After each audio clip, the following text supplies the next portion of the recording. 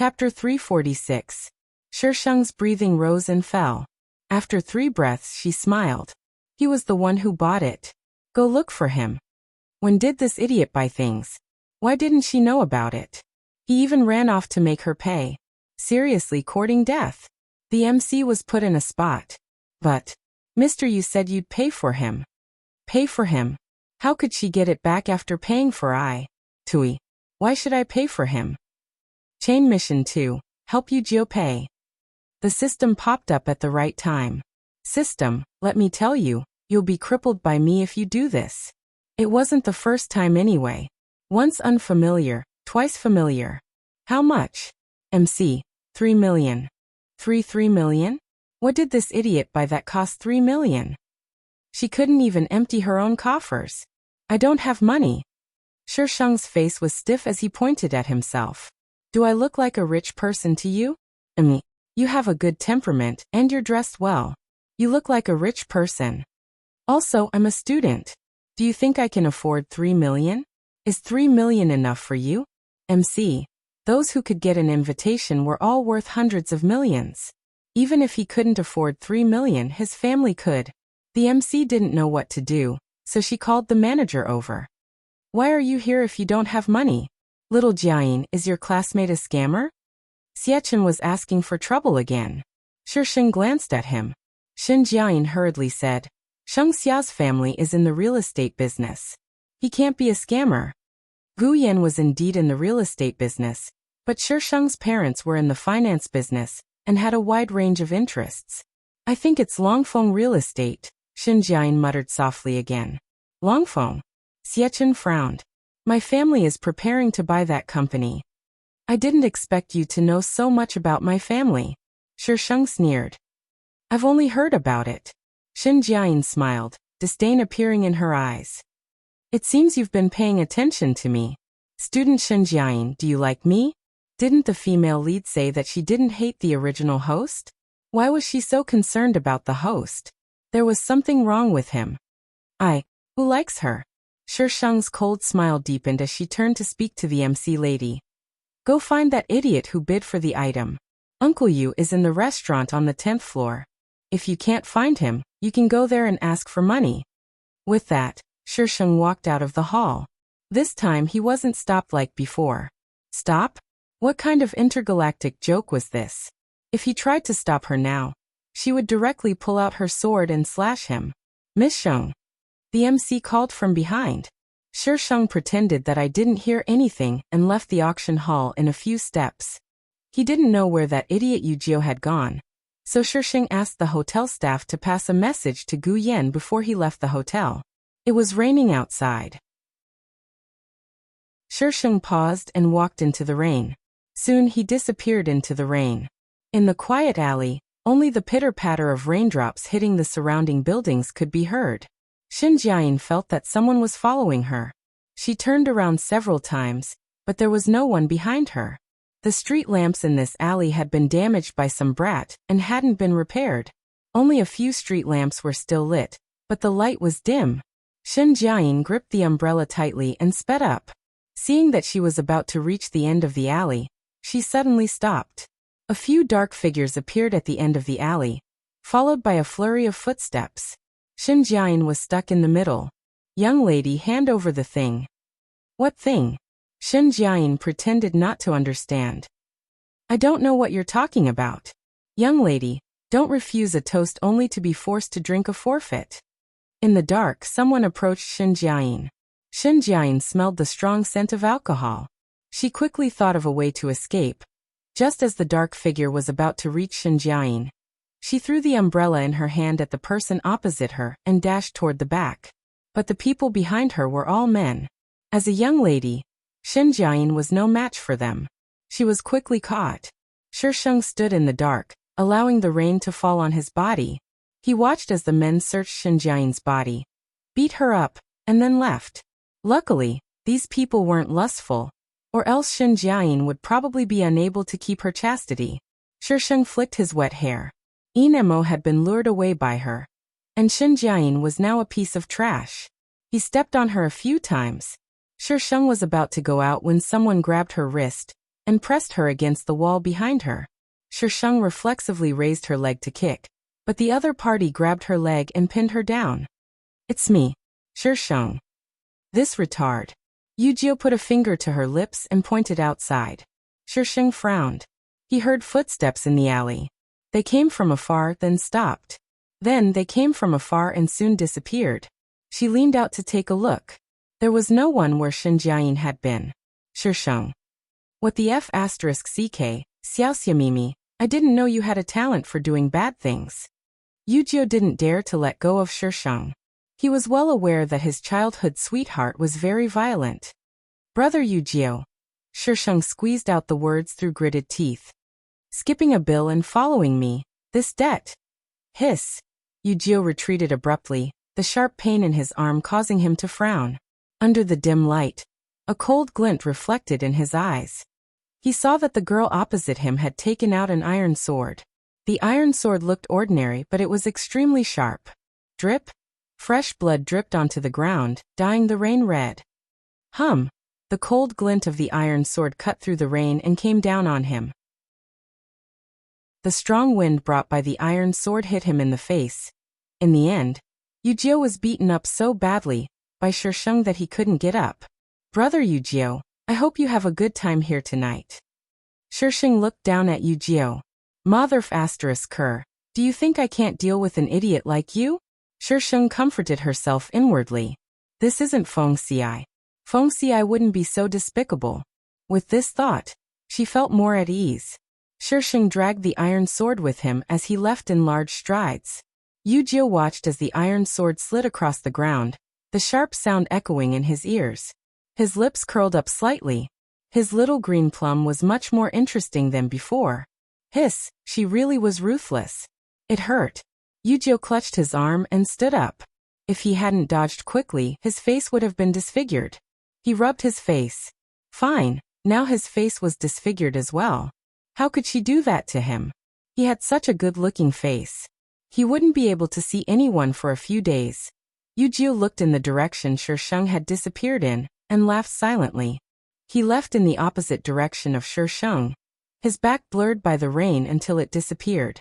The rain continued to fall, washing away the bloodstains on the ground. The dark alley was completely silent. It was as if nothing had happened. Chapter 347.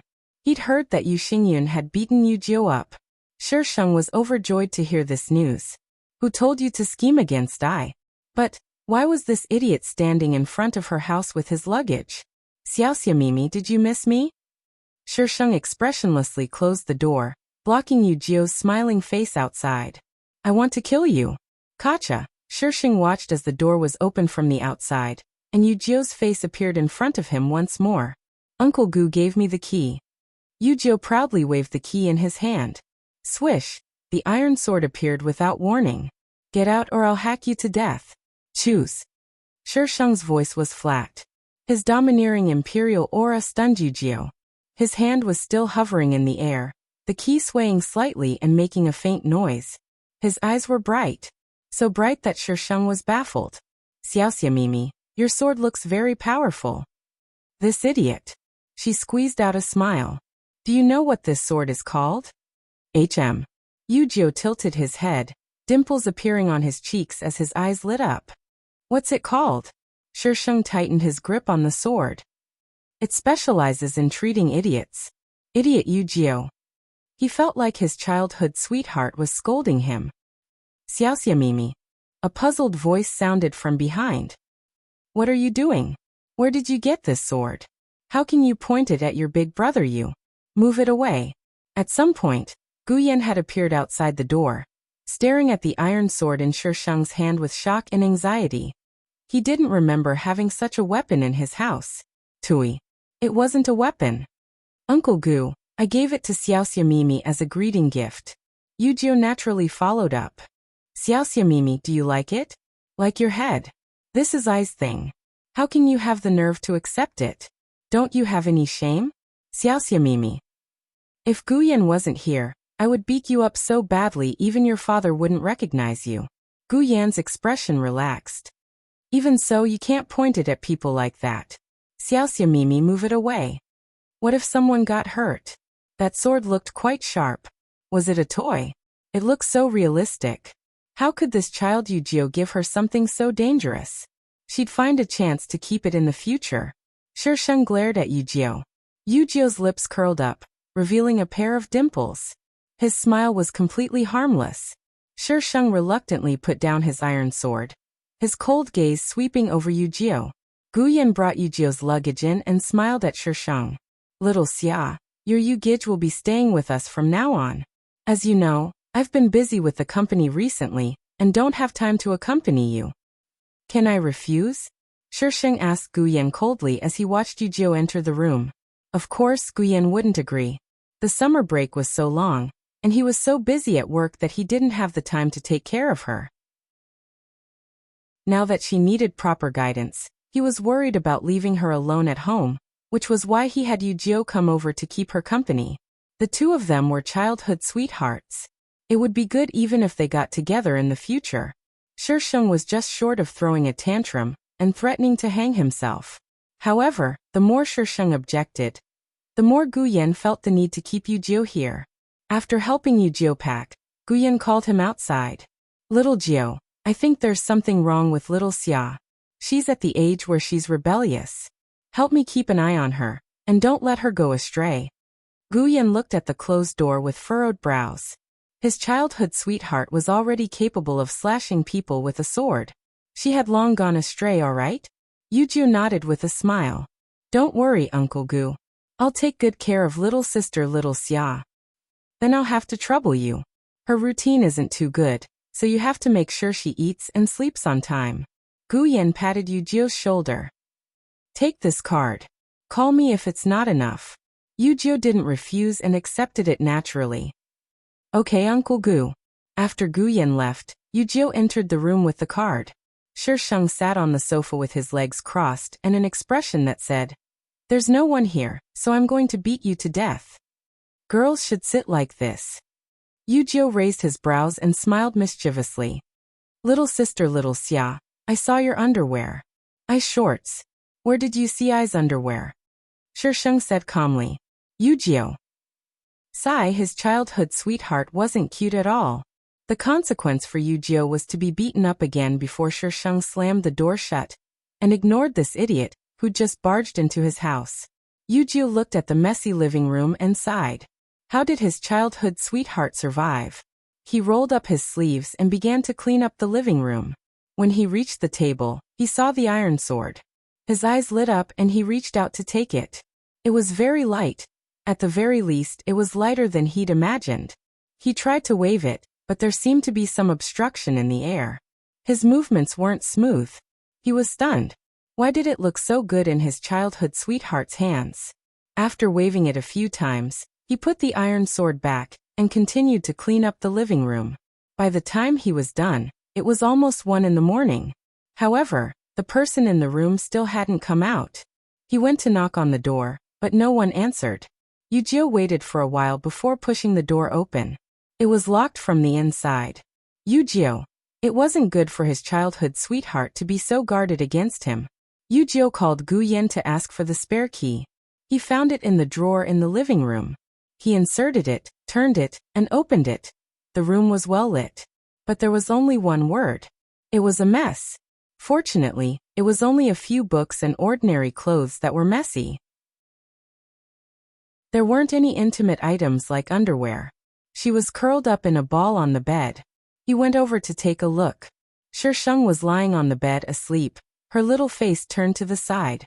No wonder your breasts aren't big when you sleep like this. Yujio shook his head as he walked over. He flipped her over and covered her with a blanket. Shisheng didn't wake up. The system had also discovered that in the modern world, Shisheng always slept well, unlike in other worlds where he'd wake up as soon as someone appeared. How did the host's brain work? The system couldn't understand. Yujio smiled as he stared at Shisheng for a moment. Then he bent down to help her pick up the scattered books on the floor. Most of the books were in English.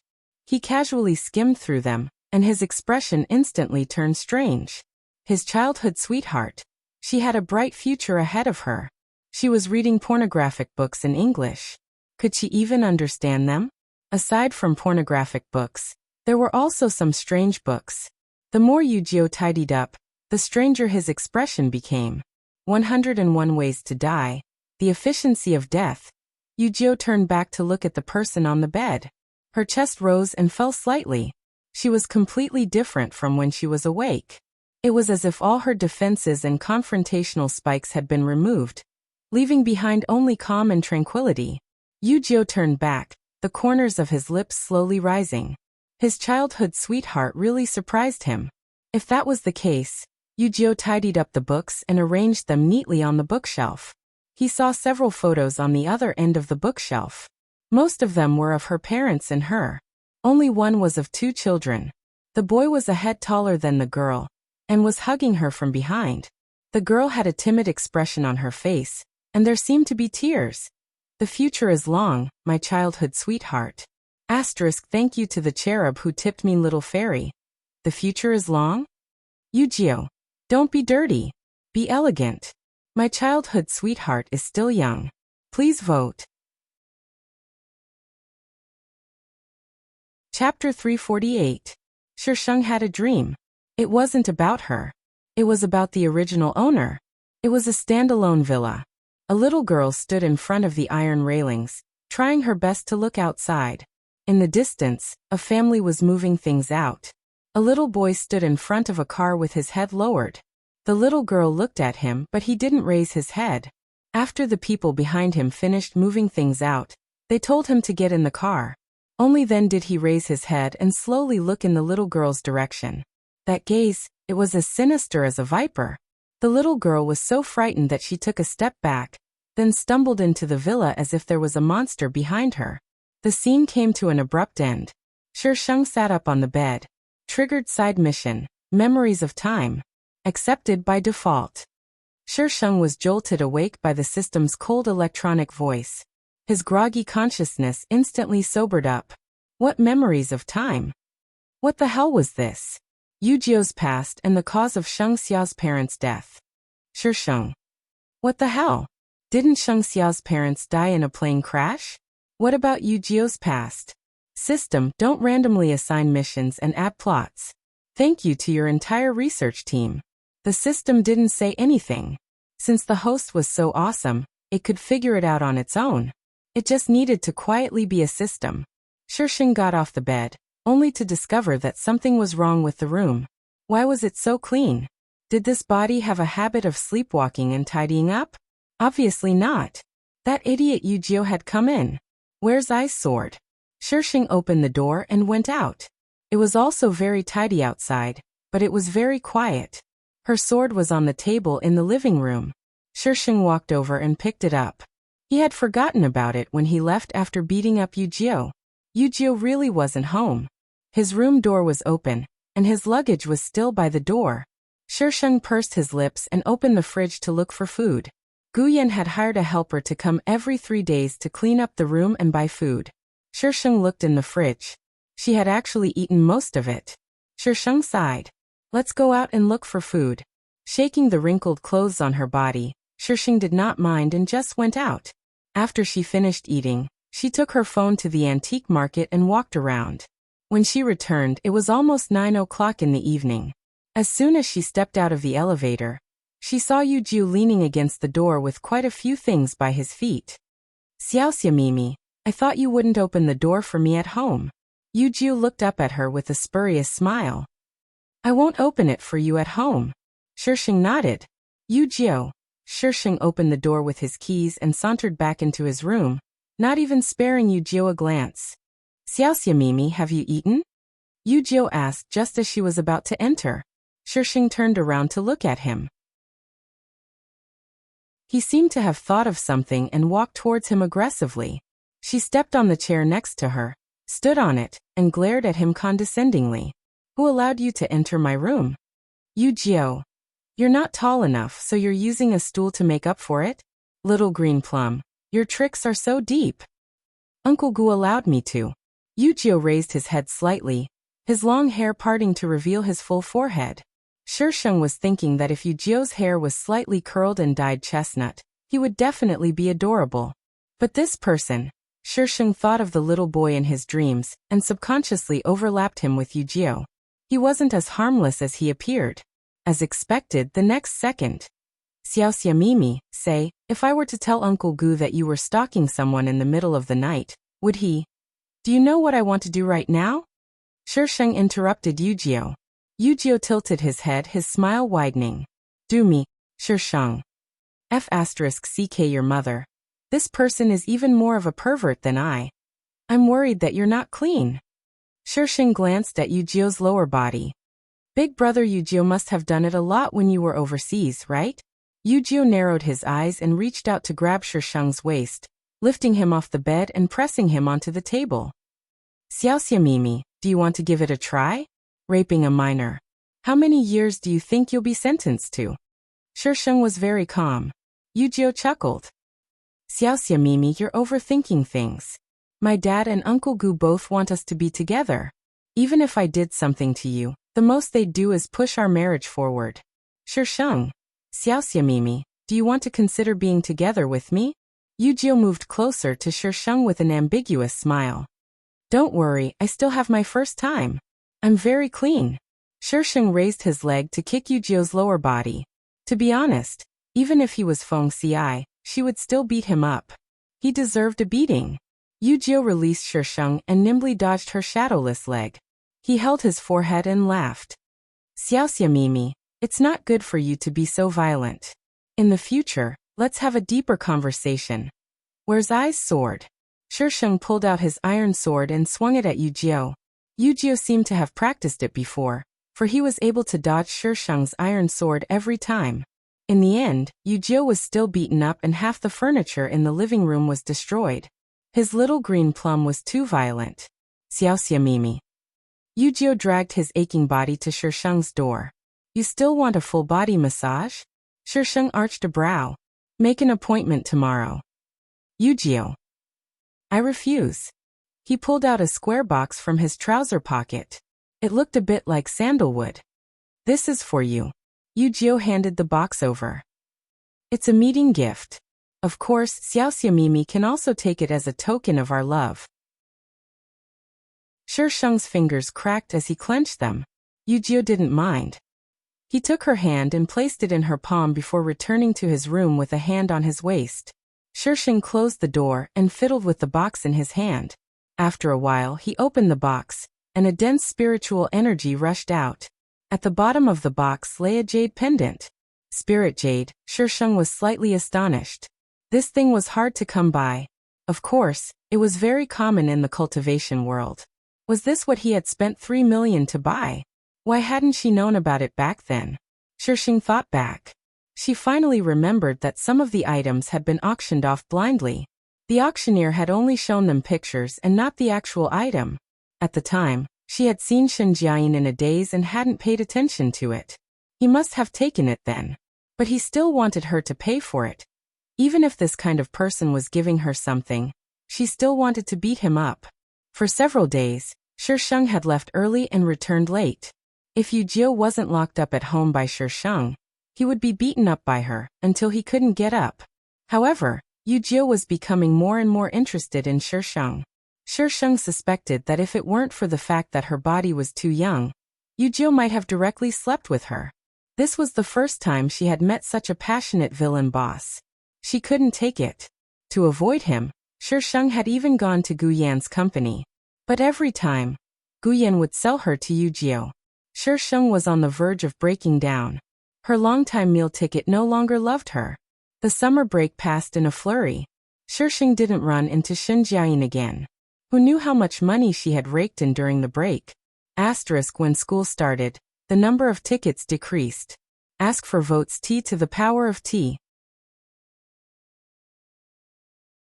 Chapter 349. Yujio still had to study abroad, so Shisheng couldn't wait to send Yujio to the airport. This idiot was finally leaving.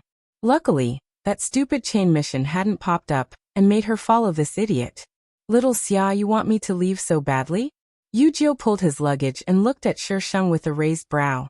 His childhood sweetheart didn't seem to like him that much. Yes, hurry up and leave. Shisheng waved his hand. She had only come to send him off to make sure he was really leaving. How sad. Yujio probably wanted to pat Shisheng's head. Shisheng took a step back. Yujio's hand froze awkwardly in midair. After a moment, he retracted it as if nothing had happened. Little Xia, don't be happy too early. I'll be back soon. His childhood sweetheart was so fun. He had to keep an eye on her no matter what. Be good and wait for me to come back. Yujio waved at Shisheng. I'm leaving. Shisheng. There was something wrong with him. After Yujio left, Shisheng felt that his breathing was much smoother. No one asked about her whereabouts all day long or teased her. It was the last year of school, and after that it would be high school. Shisheng refused to take exams right after school started. How was he supposed to live? After not seeing Inemo for the entire summer break, he actually looked a little haggard. But Shen Jiayin, she looked prettier than before. TSK. Who was it that saved the female lead last time? The female lead always had an endless amount of gold fingers. He had rejected it, but it was useless. The system didn't even give him any gold fingers. After the exams, Inemo specifically asked Shen Jiayin to follow him to his office. Shisheng looked up at her. Shen Jiayin was probably unwilling, but they were in school now and she didn't dare to go against Inemo. She could only follow him to his office. Xingxia, did you know? Yao Qin turned around after Shen Jiayin, and Inemo left the classroom, her face full of gossip. What? Shisheng looked up at her. Yao Qin leaned back. During the summer break, I saw Shen Jiayin and teacher Yin together. Their relationship was a little unusual. Shisheng raised his eyebrows but didn't say anything. Yao Qin continued. I even saw Shen Jiayin attend a charity auction. I don't know who she went in with. Yao Qin's family background was not bad, but it was not as good as Guyan's. The charity auction that she could attend was probably not big. Why would the female lead go to such a charity auction? Do you know what Shen Jiayin's family does? Yao Qin asked incessantly. Shen Jiayin had already been reborn when she transferred over. She didn't interact much with others, so no one knew about her family background. I don't know. Shisheng shook his head. Shen Jiayin's family was a little complicated. Her parents preferred sons over daughters, so she wasn't favored at home at all. However, Shen Jiayin later found out that she wasn't their daughter. The Shen family was even more complicated. They were in between the rich and the very rich, and they had a bunch of top-notch relatives. Later on, Shen Jiayin had a lot of fun torturing her scumbag relatives. Yao Qin suddenly concluded. Shengxia, you seem to have changed. In the past, Shengxia loved to sleep, but she wasn't so cold to others. She also wasn't so concise with her words, as if she wanted money for every extra word she said. Everyone is growing up. Shisheng tapped the table with his pen, his voice gentle and pleasant. You can't stop moving forward. Yao Qin was speechless. She didn't understand the thinking of a top student. Yao Qin saw Shisheng take out another English book to read, and the corners of her mouth twitched. Ordinary people like her couldn't understand the world of a top student. Shisheng's first month was very peaceful. For some reason, Shen Jiayin had been very well behaved. Occasionally, she would go out with Wen Jingxian and Xiechen. When Shisheng was in a good mood, he would follow them to watch. When he was in a bad mood, he would run off to look for mental sustenance. He didn't have time to watch the female lead act pretentious. Shisheng realized that the female lead and Inemo were getting colder and colder. In the end, Inemo didn't even come to class. The teacher who had applied for pregnancy leave had returned to work as the form teacher. Without Inemo, the students in school seemed to have lost a topic of conversation. Shisheng observed Shen Jiayin for a few days. She seemed to be relieved about Inemo's departure. As expected of a novel that spanned a long time, the progress of a relationship was slow. Yujio didn't come back, and Inemo didn't appear. Life in junior high became dull. Shisheng firmly secured the throne of a bottom student. She really did what she said she would do.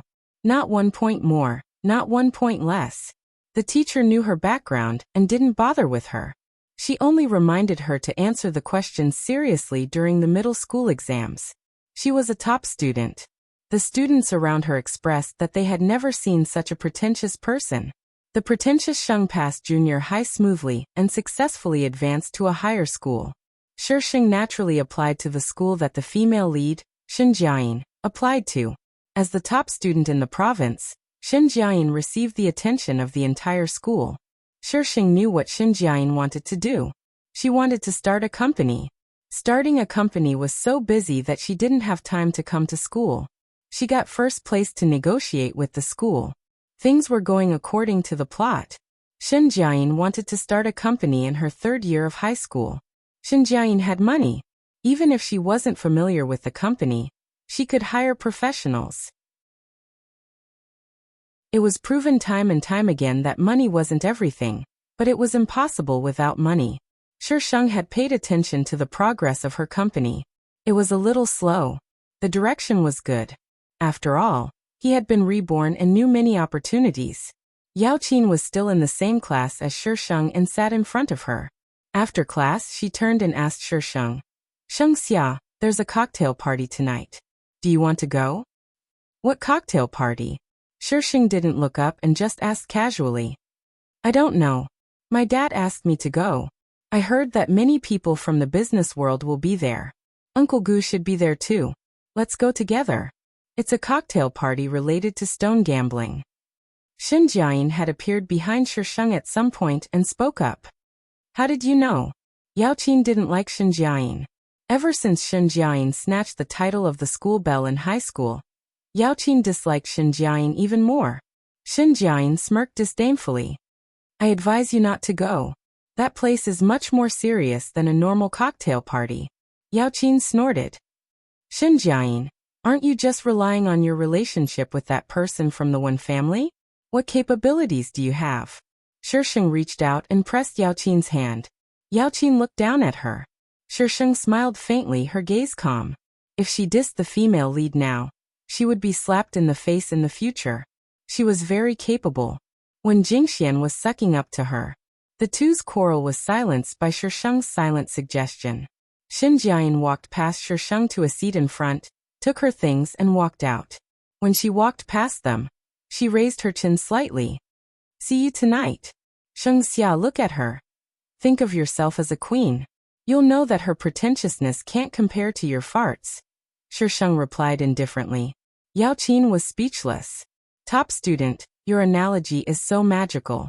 Asterisk pleading votes." Chapter 350. That night, Sheng was dragged to the banquet. There were many young men and women present. Judging from the size, it was indeed much better than other banquets, but judging from the age of the people present, it didn't seem that high class. Sheng was pulled inside by Yao Qin, thinking about the plot. She only remembered when she stepped into the dance floor. The female lead would be accepted as a disciple by a big shot in the stone gambling world. But that person wasn't a good person.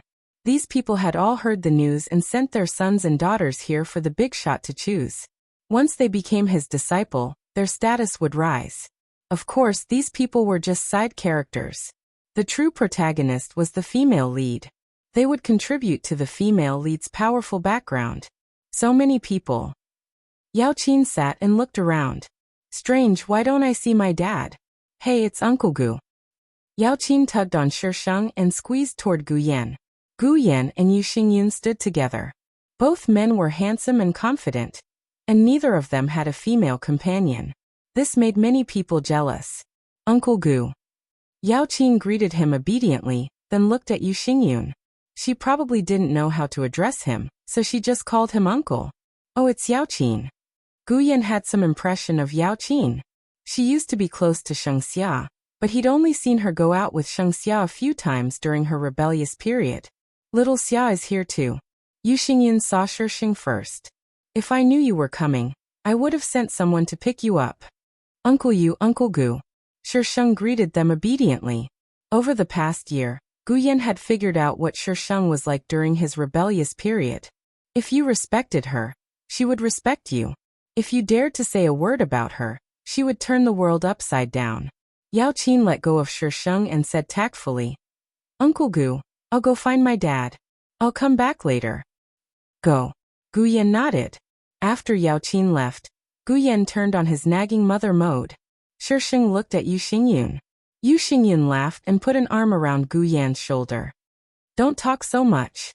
The child is old enough to know her limits. I almost can't control her now. Gu Yan shook his head helplessly. The two of them went off topic as they talked. Unexpectedly, Gu Yan suddenly said something. By the way, your brother Yu will be here in a while. Go outside and pick him up. Shisheng. The wind was too strong, so I couldn't hear what you said clearly. Why did he come back? What was he doing? What? Is that so? Chain Quest 2. Go out and pick up Yu Jiao. The system's guts grew, and it began to enforce the rules again. All her paths had been blocked, and the only path she could take was the one leading outside. System, you're really something. Shisheng walked to the door with a gloomy face. The waiters standing on both sides bowed to her. Shisheng was speechless. Which idiot had trained her to bend so low? Was she going to attend a funeral? The world outside was still colorful. Shisheng stood on the stairs and was about to slip away. In the end, she saw Xinjiang getting out of the car. It was when Jingxian who opened the door for her. The two of them faced off against Shisheng. Xingxia, you're really here. Xinjiang's smile was appropriate. Her exquisite makeup matched her exquisite gown perfectly. Shisheng stood on the stairs beside a temporary railing to maintain order. If they wanted to go over, they would either have to go around the other side or wait for Shisheng to make way. If you can come, why can't I? Shisheng's words were sharp. Xinjiang's expression didn't change. Of course you can come. I didn't say you couldn't. This Xingxia, why didn't she know she was so heartless before? In her previous life, she had already met Xingxia in university. At that time, she was the daughter of a rich family and was surrounded by countless suitors. She never looked anyone in the eye and was always high and mighty like a queen. She didn't expect Xingxia to be even more arrogant in middle school and high school. Then why are you talking nonsense? Xinjiang's expression finally turned ugly. When Jingxian spoke up at the right time, his attitude gentle and polite. Miss, can you move aside? I can't. You want to run after flirting with I? What do you take me for? I won't let you off so easily. When Jingxian looked at Shisheng in astonishment. He probably didn't expect to be rejected. There's a path over there. Let's go there. Shisheng pointed to the side. When Jingxian was speechless. Everyone who entered the banquet was divided. The juniors walked on one side, while the elders and the older generation walked on the other side. The atmosphere was a little tense. More people arrived at the back. Seeing that they were blocking the path, some people were unhappy. What's the matter? Why are you standing on the steps? Are you blocking the path? Those in front, are you going or not? If you're not going in, we're going in. The waiter who bowed to Shisheng earlier also ran over and tried to persuade her. Miss, please don't block the path. If you're waiting for someone, you can wait here. Shisheng glanced at him. The waiter looked at her pleadingly. It was their duty to maintain order. If anything happened, not only would they have their salaries deducted, but they might also be fired. The consequences were very serious. Shisheng pursed his lips, turned around, and went back upstairs. The waiter heaved a sigh of relief. Fortunately, this guest was easy to talk to. Only then did Wen Jingxian and Shen Jiaoying go up the steps. Sir, please go over there. How dare you block my young master's path? You're courting death. There was a sudden commotion and the waiters all rushed over. Those standing on the steps could easily see the situation over there. There were two people who were blocked. A young man and a bodyguard dressed in black. The bodyguard was very big. At this moment, he was grabbing the collar of a waiter and lifting him up easily. Shen Jiayin looked at the man standing in the crowd. Her body stiffened, and her expression was even worse than before. At this moment, Inmo's gaze also looked over and met Shen Jiayin's eyes in the air. At this moment, a man in a suit ran out and bowed to Inmo. Seeing the extent of his bow, Shisheng could roughly guess who had trained those waiters. Mr. In, I'm sorry. The newcomer doesn't know any better. Please don't be angry. His careful attitude made the waiters around him not dare to breathe. Inmo retracted his gaze and ordered the people behind him, let him go. Hearing this, The bodyguard let go of the waiter. The waiter was supported by the people beside him. His entire body was limp. It was so scary. He thought he was going to die just now. Mr. Een, this way please. The man nodded and bowed, gesturing for him to enter. Een Mo followed the man up the steps and walked in expressionlessly. Everyone else was dumbfounded. Who was this young man? He was so important that the manager came out to welcome him personally. Just after Een Mo and the man entered, a figure quickly darted in from the passageway just now. Hey sir, you can't enter from here. The waiter was still afraid, but he still dutifully stopped the person. Huh? This path is not for humans? Waiter. How was he supposed to answer this? Asterisk, this path is for retards. Aha. Chapter 351. Since it's for people to walk, why can't I? Attendant. Did he forget to check the almanac before leaving today? There was an unknown big shot in front of him, and now there was someone looking for trouble. Sir, you can go that way. The attendant gestured for him to go through another passage. Why? Shisheng couldn't bear to look at him. Was this guy really a villain? Io, what a disgrace to the villain. Look at Een Mo's appearance just now. That was the proper way for a villain to appear, alright?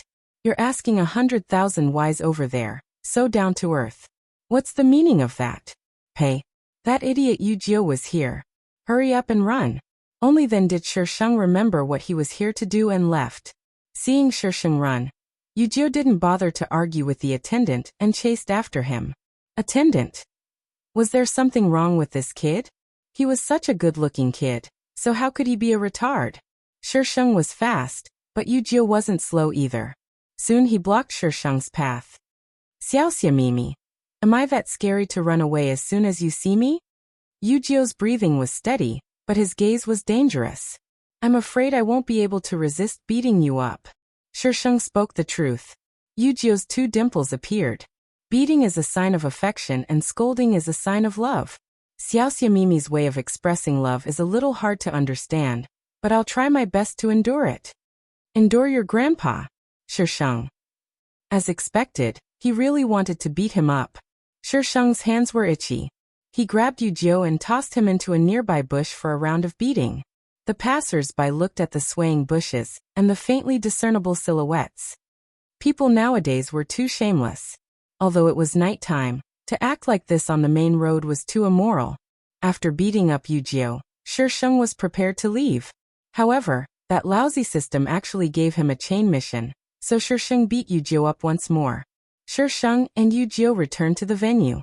Yu Jiu didn't know where he went to change his clothes, but he suddenly looked much taller. Xiaoxia Mimi. Am I the most handsome person here? Yu Jiu raised his brows at Shisheng. Handsome. The cricket of crickets. Shisheng took 3 steps away from him with a look of disgust. Her Feng Xi was definitely not a retard. Absolute. Yes. No. Yes. There were many young people in the venue, and it was much livelier than a wine party for adults. The elders of the family brought their children around in front of those people to familiarize themselves with them. Kids like Shisheng, who didn't know where their meal ticket had gone, could only stand aside and watch. Yu Jiu didn't seem to have much of a presence. No one came up to talk to him. Look at Wen Jingxian, there are so many people around him. Was Yu Jiu no longer the villain? Otherwise, why would his presence be so weak? The appearance of the villain should be awesome. Only then would it be in line with the novel. Why the F***ck are you being so low-key? Mr. Yu. Just as Shisheng was daydreaming, a blonde foreigner came over with a glass of red wine and called out in broken Chinese. Yu Jiu casually glanced at the foreigner. Is something the matter? I'm sorry to disturb you, Mr. Yu. It's about that matter. I would like to mediate with you. The foreigner's Chinese was really bad, and he had to pause for a long time after each sentence. Yu Jiu put an arm around Shisheng's shoulders and pushed him in front of him. If you can get my little sister Xiaoxia to speak, I'll agree to your proposal. Shisheng. What the hell? What was this guy doing? F***ck, little childhood friend. What are you trying to do? The foreigner glanced at Shisheng, his brows furrowed. In the end, he nodded at Yu Jiu and retreated into the group of foreigners. He began to converse with them in low voices, occasionally glancing in Shishang's direction. Little sister Xiaoxia, when they come looking for you in a bit, you can scold them as much as you want. Don't worry, I'll be your backer. Yujio tilted his head and whispered into Shishang's ear. What are you doing? Shishang's gaze fell on the group of foreigners. 2 of them had strong auras, and were clearly not ordinary people. Not to mention, their waists were bulging. In a situation like this, they were actually carrying guns. Hey, there's someone here illegally carrying a gun. Yujio's eyes curved as he leaned closer to Shishang. If little sister Xiaoxia wants to know, then go find the answer yourself. Shishang threw Yujio a look that said he was an idiot. Aren't you afraid they'll deal with me? It was obvious that those people weren't good people. Yet this idiot actually dared to push her out. Yujio took a drink from the waiter's tray and handed it to Shishang. Little sister Xiaoxia is much stronger than them, right? He blinked at Shishang. His face, which was still young, was very cute. So adorable that one couldn't help but want to pinch him a few times. He suddenly lowered his head, his warm breath brushing against Shishang's cheek. Little sister Xiaoxia, don't worry. As long as I'm here, no one will dare touch you. There are plenty of people who would dare to touch me. Shishang frowned and retreated to the side. Do you think the luck of the male and female leads is just for show? Shishang had just thought of the male lead when he saw Enmo talking to the foreigners. Since they were too far away, he couldn't hear what they were saying. He could only tell from their facial expressions that they weren't having a pleasant conversation. Yujio took a sip of champagne, his gaze landing on the crowd. It wasn't clear who he was looking at. Shishang glanced at him from the corner of his eye, his mind racing. There were too few useful clues, so Shishang couldn't piece together the whole story for now. In the end, he could only give up.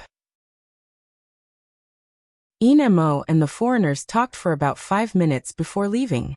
The foreigners hesitated for a long time before finally sending out the representative from earlier to walk over to them.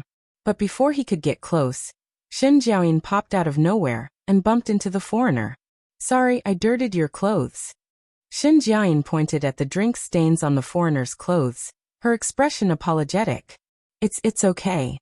The foreigner probably didn't want to complicate matters, and wanted to continue walking over to Shishang. But Shen Jiaoyin kept pestering him to apologize. While the 2 of them were delayed, Yujio had already led Shishang elsewhere. By the time he looked again, they were already gone. At this moment, the host started speaking. Cough cough. Thank you everyone for taking the time out of your busy schedules to attend today's cocktail party. On the stage that had been empty all this time, a person was standing there, holding a microphone and speaking. The people below immediately quieted down and looked up. The opening speech was always full of nonsense. After listening for about 5 to 6 minutes, he finally got to the point. Everyone knows why we're here today. Then, would the children who wish to participate please stand in front? We'll be testing your basic skills in a bit. As soon as the man's voice fell, some parents pushed their children forward. But most of them didn't move. They were only using this opportunity to bring their children out to broaden their horizons. They were well aware of whether their children had the talent or not. So they didn't want to embarrass themselves by sending themselves up. Only those who had some foundation in stone gambling dared to send themselves forward. Asterisk pleading for votes. Chapter 352. Shishang was nestled in a corner, coldly watching as they struggled. They were all supporting the female lead. This was the highlight of the night. Even if their own children didn't stand a chance, these people wanted to see which family's child was so capable as to catch the eye of the guru and become his last disciple. The basic skills test was very fast, and those who could answer were asked to stand on the other side. Shen Jiaoyin was standing at the back. When she was tested, her answers were neither arrogant nor rash. She was very steady. Compared to those who stuttered and spoke incoherently in front of her, she was much calmer. Which family's child is this? She's so calm. Her basic skills are quite solid. She has potential, but I wonder how good her eyesight is. The person who said this was probably in this line of work. A total of 5 people passed the first round. 3 boys and 2 girls. Shen Jiaoyin received the most attention. The last test was to pick 3 pieces from a pile of uncut stones. Whoever picked the most valuable uncut stones would be the winner. As for the rest of the children, they could keep whatever they got. This was simply giving them away. It was clear how rich the guru was. Of course, the prerequisite was that you had to have the luck and eyesight. If you opened something worth tens of millions, you'd be rich. But Shisheng guessed that this pile of stones had already been picked. Only the female lead would be able to pick up the leftovers. If I knew this would happen, I would have gone up too, Shisheng muttered. It would be a waste not to take free money. Little sister Xia likes these? Yujiu leaned against a pillar and asked with a smirk. I don't. Then what do you like? Me? Shisheng's retarded gaze immediately swept over. How big is your face? It's not big, but it's very handsome, Yujiu said with a smile. Handsome, my foot. Damn, you're cute at most. While the two of them were bickering, the other side had already started picking. Shisheng was very curious about how Xinjiang used her golden finger. So he deliberately walked closer to Xinjiang. Xinjiang looked at the stones differently from others. She didn't touch them, nor did she go near them. She was as casual as a monarch. She can pick good stones so casually?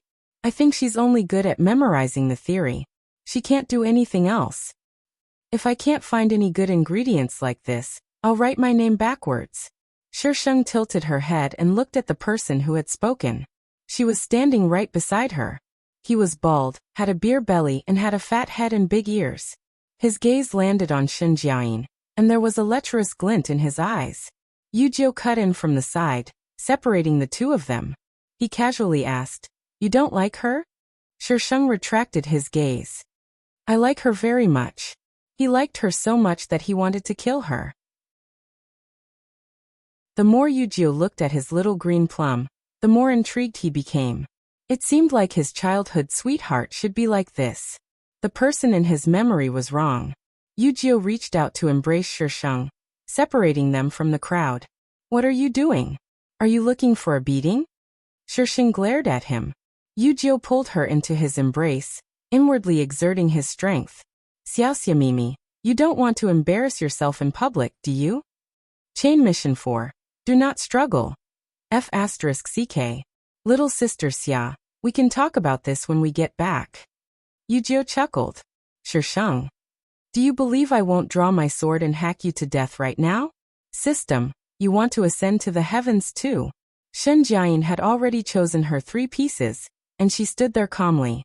Even if she didn't choose well, her guts alone were enough to make others think highly of her. When the female lead acted pretentious, it was very scary. Shisheng took out his phone and tapped on the Taobao app. Yujiu's gaze paused, and he leaned to the side for a moment to block her from everyone else's view. He watched as she tapped on the app, and the images changed very quickly. It was very novel. She was so assured to let him see the items. Did that mean that he was no longer someone she needed to be wary of? Yujiu felt a little happy at the thought. This happiness came out of nowhere, but he didn't dislike it. Clearly, Yujiu was overthinking things. Shisheng dared to take it out, so she wasn't afraid of others coveting it. Want it? Come and snatch it yourself. Every time she went to a new world, the first thing she did was estimate the world's martial strength. Based on the background story and the level of spiritual energy in the world, it was easy to determine if the world's highest martial strength was within her acceptable range. If the martial strength in this world wasn't high, she could handle it. Shisheng tapped on it for a long time before finally stopping on a very good-looking stone. Just by looking at the unit behind it, she knew that there was something good inside. The 3 pieces the female lead had chosen weren't bad either, and they were all very valuable. Shisheng's position was very close to the stone, and a boy was standing not too far away from it. His brows were tightly furrowed, and he looked very conflicted. Shisheng put his phone away and pushed Yujiu's hand away. Seeing that no one was paying attention, he approached the boy. Yujiu had been helping her keep an eye on the people around them, so he hadn't carefully looked at the things on her phone. He didn't know what she wanted to do, but he still followed her. "Hey." Shisheng waved at the boy. The boy didn't notice at first, but only after Shisheng called him a few times did he notice. He looked left and right. Seeing that there was no one around him, he pointed at himself. Shisheng hooked his finger at him and mouthed, "Come here."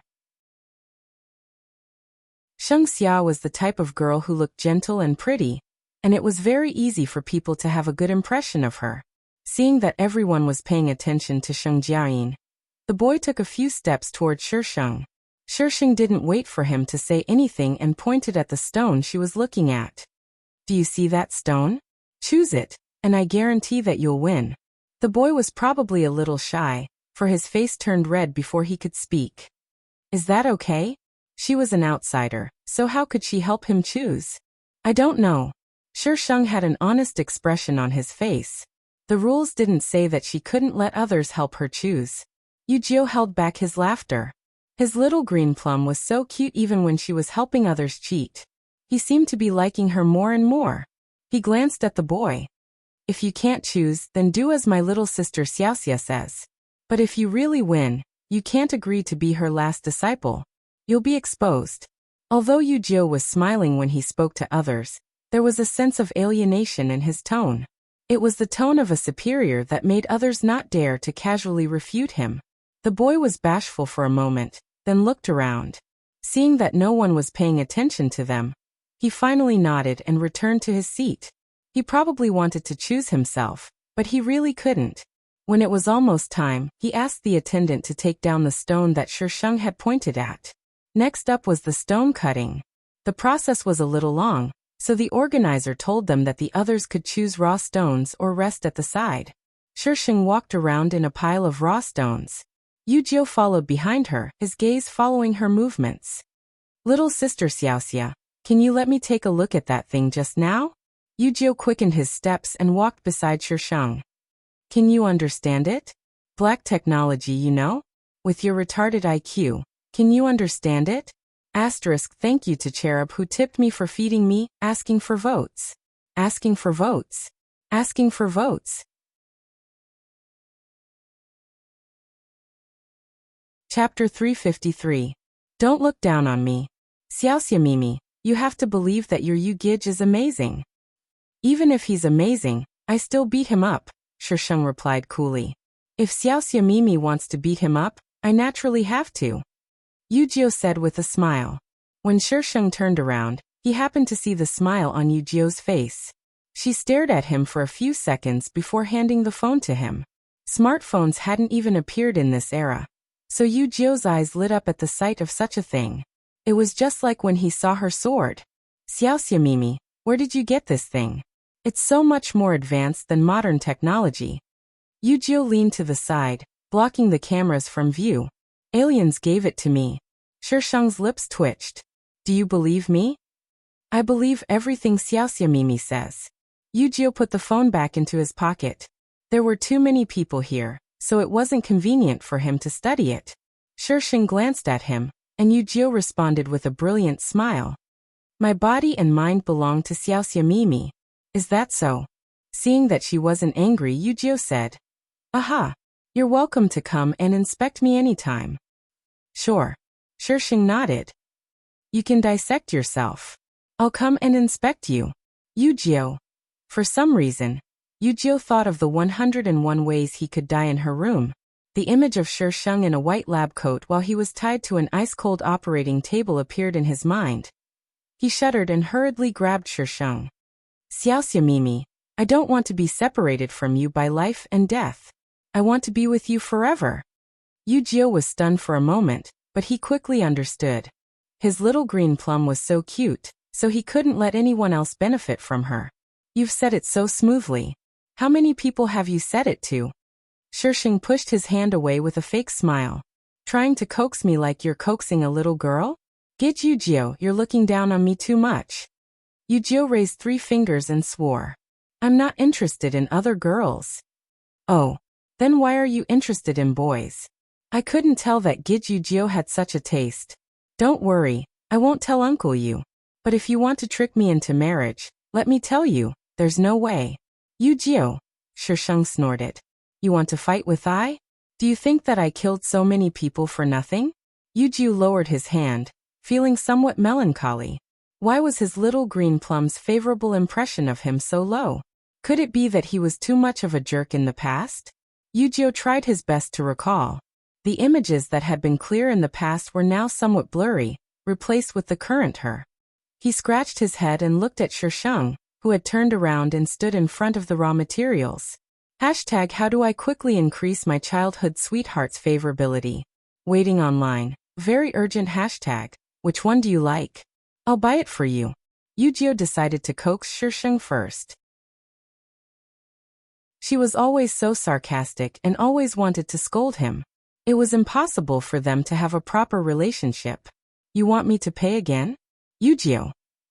Thinking about all the shameful things he'd done, Yujio wished he could turn back time. It's green. A loud shout attracted everyone's attention. In an instant, that place was completely surrounded. More and more excited voices came out from inside. When it was Shen Jiayin's turn, the crowd went wild. Other people would at most have one piece of green, but Shen Jiayin had 3 pieces of green. One of them was even the rare Imperial Jade. Imperial Jade. When it was the boy's turn, he didn't have much hope. What else could be better than Imperial Jade? Heavens, it's Imperial Jade again. And it's even glass type. The excited voice made the boy's head jerk up. The Imperial Jade he'd just opened was only of ice type. The boy's face was filled with disbelief. Had he really chosen this? No, he hadn't chosen it. That girl had. Imperial Jade. And it was of glass type. Shen Jiayin's expression turned ugly. She had seen this raw material before, but she couldn't see through it. To be safe, she hadn't chosen it. The uncut stone chosen by the boy was very big. When all the parts were cut out, everyone present gasped in astonishment. This piece of Imperial Jade was huge. It was at least the size of a 10-year-old's head. It was smaller than Shen Jiayin's piece. This was all money. Hundreds of millions. Yujio raised his brows and gave Shisheng a thumbs up. Little Xia, you're amazing. Shisheng didn't say anything. She wouldn't look. What was amazing was the phone that Yujio had stuffed into his trouser pocket. The boy's luck was pretty good. One of the other 2 pieces contained an ice-type violet. Violet was also very rare and wasn't small. There was no need to look. The boy was sure to win this competition. The boy was escorted away, probably to meet with that magnate. With nothing to watch, Shisheng prepared to leave. Before he walked out of the stone-cutting area, he was stopped by 2 men in black. Miss Sheng Xia? Our sir would like to meet you. The other party's attitude was firm. Yujio calmly took a step forward. Who is your sir? Mr. Long. The other party's tone was much more respectful when he said those 3 words. He's not dead yet. Yujio suddenly blurted out. The other party's expression changed. Sir, please watch your words. What words? Is he dead? Shisheng. Her retarded childhood sweetheart was about to cause trouble. At some point, several men in suits had surrounded Shisheng. Yu Xingyun and Gu Yan had been chatting with someone when they heard the commotion. They casually glanced over, but when they saw who it was, their expressions changed. They didn't even bother to greet the other party as they rushed over. Little Xia. Gu Yan shielded Shisheng behind him and looked at the 2 men who had just spoken. May I ask how little Xia offended Mr. Long? These men were Mr. Long's bodyguards, so they recognized them. Mr. Gu? The bodyguards were stunned. Miss Sheng Xia, is that you? My daughter. Gu Yan frowned. The bodyguards were suspicious. Wasn't Gu Yan single? Where did his daughter come from? His daughter didn't even have the same surname as him. They couldn't find any details in such a short time. All they knew was that she had come in with a young girl. Her name was Sheng Xia, and there was her signature at the front desk. They thought she was a friend of the young girl's, but they didn't expect her to be related to Gu Yan. The bodyguards couldn't help but become cautious. It's like this, Mr. Long wants to see Miss Sheng Xia. There's no other reason. Mr. Gu, please don't be nervous. Yu Xingyan walked over as well, his expression cold. Why does Mr. Long want to see little Xia? Mr. Yu. Why was this person here too? Where did this young girl come from? Yu Xingyun was a business magnate who had risen to prominence in the country in the past year. His company's headquarters was overseas and had recently been moving into the country. Many people had their eyes on him. Is this the please attitude? Shisheng poked his head out from between the 2 men blocking him. I was so scared that I thought you wanted to kill me to silence me. Bodyguards. Their attitude just now was a little tough, but wasn't it a little overboard to kill her? Asterisk little fairy. If you don't vote, I'll kill you to silence you.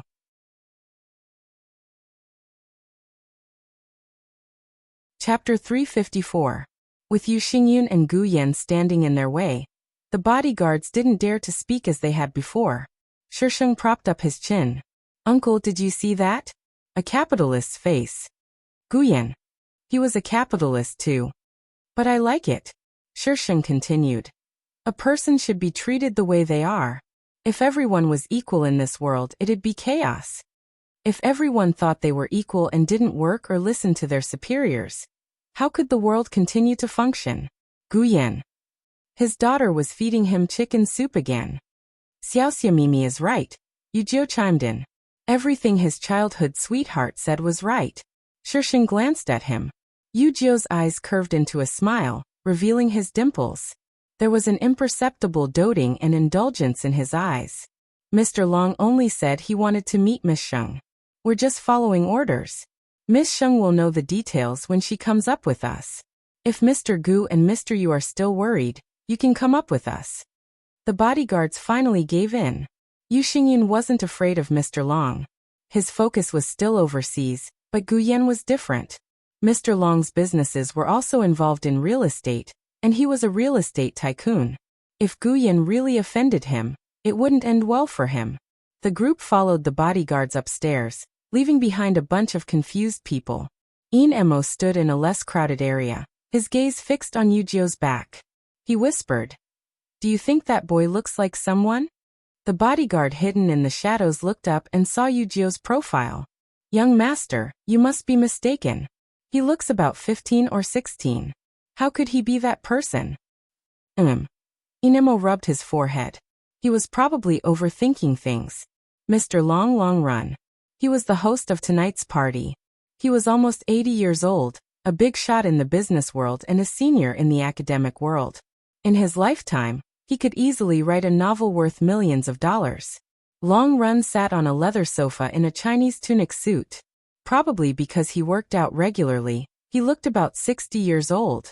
His hair was half white, and his plump face was tense. He looked quite intimidating, and his eyes were full of shrewdness. He held a cane in his hand. It was carved with a dragon head, and the body of the dragon coiled around it. This person looked familiar. He was the old man who had spoken to Shinjiayin at the auction a year ago. Shisheng only glanced at him casually. She was not even afraid of the Jade Emperor, so why would she be afraid of this mortal? As soon as Yu Jiu entered, he grabbed Shisheng's hand. Shisheng tried to struggle free, but to no avail. All he could do was secretly pinch Yu Jiu. Feeling the pain, Yu Jiu loosened his grip. Shisheng took the opportunity to retract his hand and gave Yu Jiu a warning glare. Long Run was nearing the end of his life, but he had never met anyone who disregarded him like this, let alone two youngsters. His expression was even darker than when he entered. Mr. Long as an elder, Yu Xingyun could still speak with a straight back in front of Long Run. But Long Run was still a bit older, so Yu Xingyun couldn't help but use honorifics. What business do you have with little Xia? Long Run poked the ground with his scepter, and the wooden floor made a dull sound. Mr. Yu, I'd like to speak with this young lady alone. Long Run put on airs. Yu Xingyun frowned. He really couldn't figure out how little Xia had offended this big shot. He glanced at Gu Yan, who was looking at Shisheng with a worried expression. Long Run probably saw their concern and snorted. I'm an elder. What can I do to a junior? The atmosphere was heavy. Gu Yan. I'm worried about what this girl will do to you. She wasn't the least bit polite with her words. Back at the company, even the people who usually had cheap mouths were rendered speechless by her. You're almost 80 years old. If something happens to you because of her anger, I can't afford it. Uncle Gu, Uncle Yu, please leave first. After Shisheng spoke, Gu Yan and Yu Xingyun left. Once the door was closed, only Long Run, Shisheng, and Yu Jiu were left in the room. Speak. What kind of shameful deal do you have? Shisheng raised his chin.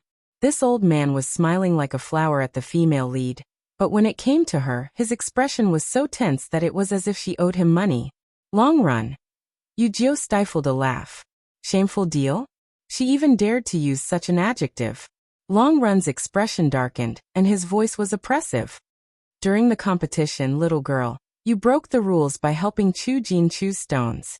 Did you think I didn't see that? You're already so old, but your eyesight is still so good. You must have eaten a lot of elixirs, right? Shisheng casually replied. Finally, she asked with a confused expression, who's Chu-jin? The boy who opened the glass-type Imperial Jade. Long run's voice was low. He wasn't going to be angered by a little girl. Oh him. Shisheng was enlightened. What does this have to do with you looking for me? Old mister, don't beat around the bush. I don't like to waste time with you. Silence. The entire room was so quiet that you could hear a pin drop. Yu stood to the side with a smile, his dimples making him look cute. His posture was relaxed and his gaze landed on Long Run's cane. He didn't seem nervous or apprehensive at all. As for the other one, she walked to the side and sat down.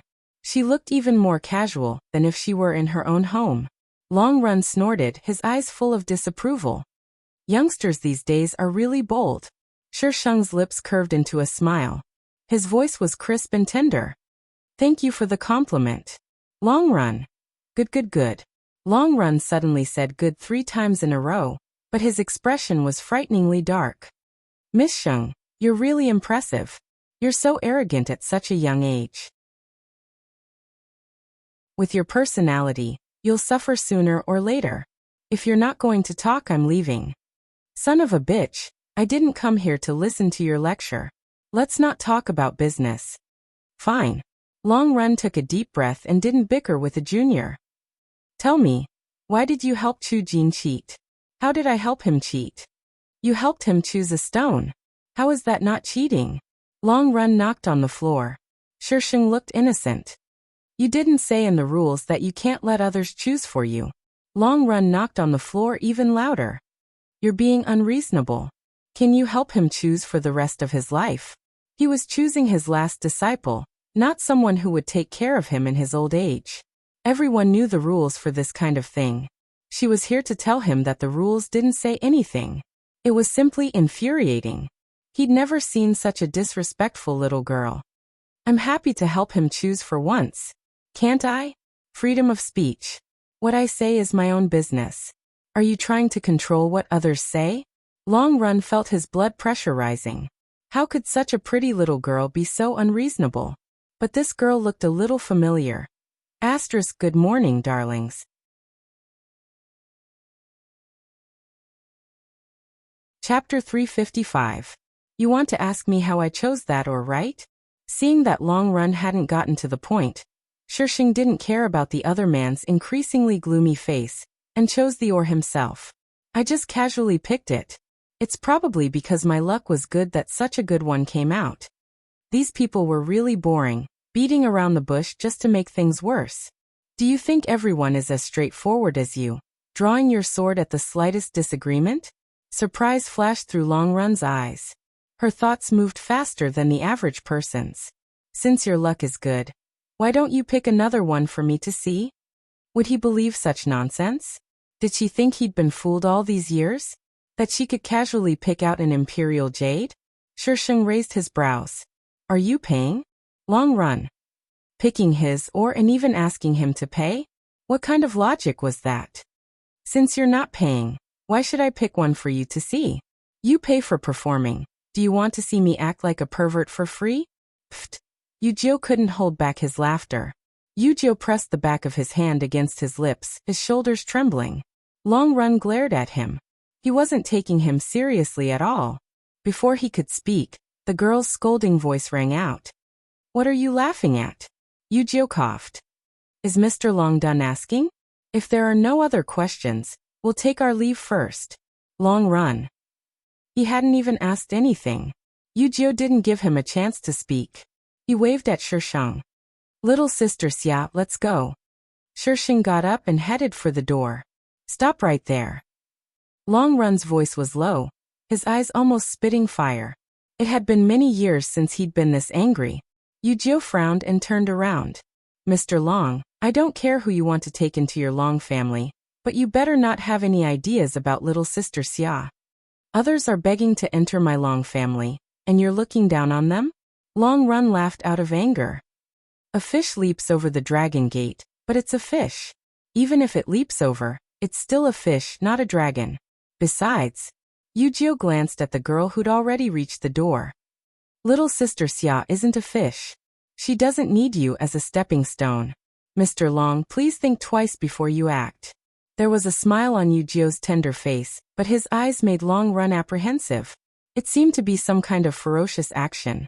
His eyes were filled with a faint light when he saw his prey. How old was he? How could such a gaze appear on a young man? But when he looked again, the young man was still the same young man. His eyebrows were slightly lowered, blocking the ripples in his eyes. I'll take my leave, Mr. Long. He wanted to have ideas about his childhood sweetheart? Dream on. The veins on the back of Long Run's hand that was gripping his cane were bulging. His body trembled with anger as he watched the two of them leave. His Long family's door was actually called a petal. He originally wanted to see how capable that little girl was. If possible, it was not impossible for her to stay by his side and learn. However, this silly girl was so arrogant. This was truly a case of newborn calf not being afraid of tigers. Unfortunately, in this world, you can't be the only one. After Shisheng and Yujio left, Long Run made a call. Check the information of those two brats for me. They didn't dare to go against him like this. The person on the other end acknowledged. The Long family was efficient and the information was quickly delivered to Long Run. Yujio wasn't anything special.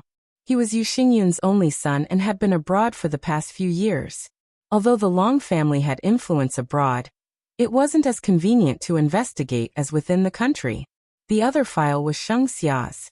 She was adopted by Gu Yan at the age of 10, but there wasn't a single word about her before she was adopted. One didn't go abroad, and the other didn't go before she was adopted. Investigate. Investigate every single detail. Long Run through the documents on the ground. I don't believe that two brats can overturn the heavens. The person next to him hesitated. Mr. Long, if we investigate Yujio, Yu Xingyun will definitely know. The Long and Yu families had overlapping businesses. If Yu Xingyun didn't return, the domestic market would be under the Long family's control. But if Yu Xingyun returned, the Yu family would take away a portion of the market. The Yu family's power couldn't be underestimated. Otherwise, Long Run wouldn't know Gu Yan's name. It was because he had been close to Yu Xingyun in the past year that his information was known to the Long family. Otherwise, how could a small real estate company owner like Gu Yan catch Long Run's eye? That's why, Uncle, you need to hug Uncle Yu's thigh tightly. Shisheng patted Gu Yan's shoulder. Our jobs are at stake. Shisheng had already told Gu Yan the gist of the matter. He naturally didn't forget to mention the matter of offending Long Run. In the plot, Long Run was the female lead's helper in the early stages. But later on, she would discover that he was a selfish and ambitious person. Later on, they wouldn't turn into enemies, but the female lead wouldn't interact with him anymore. The other members of the Long family kept courting death, and the female lead made them miserable. In the end, she didn't kill them all because Long Run had helped her before. Would something good come out of someone like him looking for her? Of course not. Yu Xingyun laughed at Shisheng's joke. With your Uncle Yu here, the Long family won't dare touch you. I call him Mr. Long because he's an elder. I didn't think he'd have the guts to target little Xia. Does he think I'm a pushover? Uncle Yu's legs are thick. Uncle Gu, you must hug them properly, Shisheng reminded Gu Yan. Not only are my legs thick, they're also long. You can hug them, Yujio interjected. Shisheng glanced at Yujio's long legs. They were smooth and slender. Xiaoxia Mimi, do you want to consider it? They're enough for you to play with for the rest of your life. The two of us old men will be leaving first. Little Jiu, here's the key. Take little Xia home. Gu Yan very perceptively took out the key and handed it to Yujio. Thank you, Uncle Gu. Hey, help me take care of little Xia. Shisheng. A shady deal. Gu Yan and Yu Xingyun left shoulder to shoulder, leaving only Shisheng and Yujio. Yujio waved the key. Xiaoxia Mimi, are you going home? Go home, your uncle. Shisheng waited outside the venue for a while. Yujio didn't know what she was waiting for. About half an hour later, she turned and headed for a public phone booth. When she got to the phone, Shisheng suddenly turned around. Do you have a coin? Yujio shook his head. How could he have such a thing? Stand here and wait for me. Yujio rubbed her head, then ran toward a shop in the distance. Shisheng watched his back with furrowed brows. He inwardly made up his mind to speed things up a bit. Yujio soon returned and handed her a few coins. Shisheng inserted the coins and swiftly pressed the button. Yujio. What was his little green plum doing? Shisheng told the police that someone was about to rob them with a gun. After giving them the location, he hung up. The situation in the country had been very tense recently. Even if it was a false alarm, the police would still send people over. Xiaoxia Mimi, you're very naughty. Yujio propped himself up against the phone booth, trapping Shisheng inside as he looked down at her. But I like it. Shisheng raised his leg to kick him. This idiot. Xiaoxia Mimi, you're so violent. If you can't get married in the future, you'll have to marry me. Scram. Can I roll on the bed? Asterisk, please vote.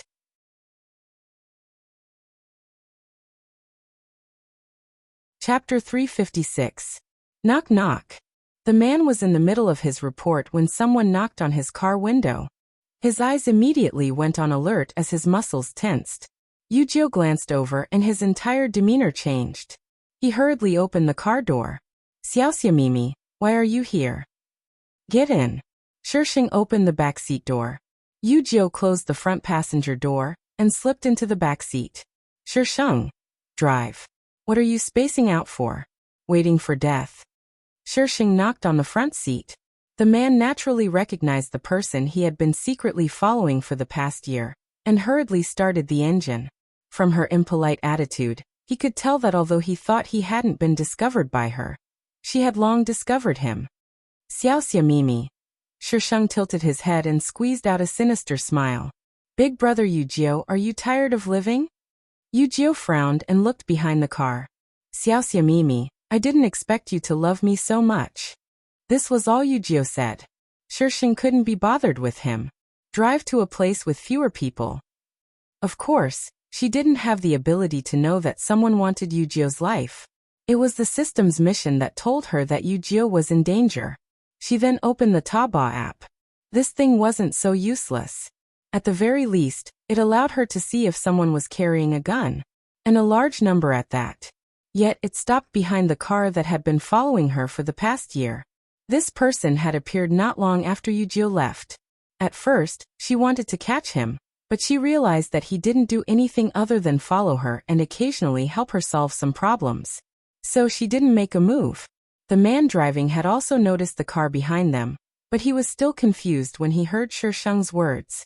Miss Sheng, young master's men won't be able to get here anytime soon. We can't go to a place with fewer people. They might have guns. What's there to be afraid of? Drive to a place with fewer people. It's best if it's the wilderness. The man sweated. Young master, this childhood sweetheart of yours is really valiant. Do as she says. Since Yujio spoke, the man didn't dare to say anything else. He turned the car onto the highway and drove to a place with fewer people. Who wants you dead so badly that they brought so many weapons? Shisheng handed the phone to Yujio. Yujio merely glanced at it before running his fingers across it. His face was expressionless as he imitated Shisheng's tone. A retard. Bang. The car was suddenly hit and tilted to the side. The tires rubbed against the ground, making ear-piercing sounds. Yujio scooped Shisheng into his arms and shielded her head as he shouted at the man, "Speed up." Shisheng was completely embraced by him, and only the sound of his heartbeat could be heard. Shisheng suddenly felt dizzy and allowed Yujio to hug her. The car was hit several times and bullets came from the back. The windows were probably modified, and only bullet marks were left on them. Yujio knew that Shisheng probably had a way to protect himself, but he was still afraid that she would get hurt. Shisheng pulled on Yujio's arm and looked outside. They were no longer on the highway, and the roads were full of potholes. They didn't know where they were. Shisheng broke free from Yujio's grip and stuffed a small ball into his hand. She whispered in his ear. Look carefully and throw it. Send them to heaven. The gunfire behind them was so intense that her voice was muffled, but Yujio still heard it clearly. The ball in his hand wasn't big and was cool to the touch, but it was very smooth. He frowned slightly. Such a small thing. Voila!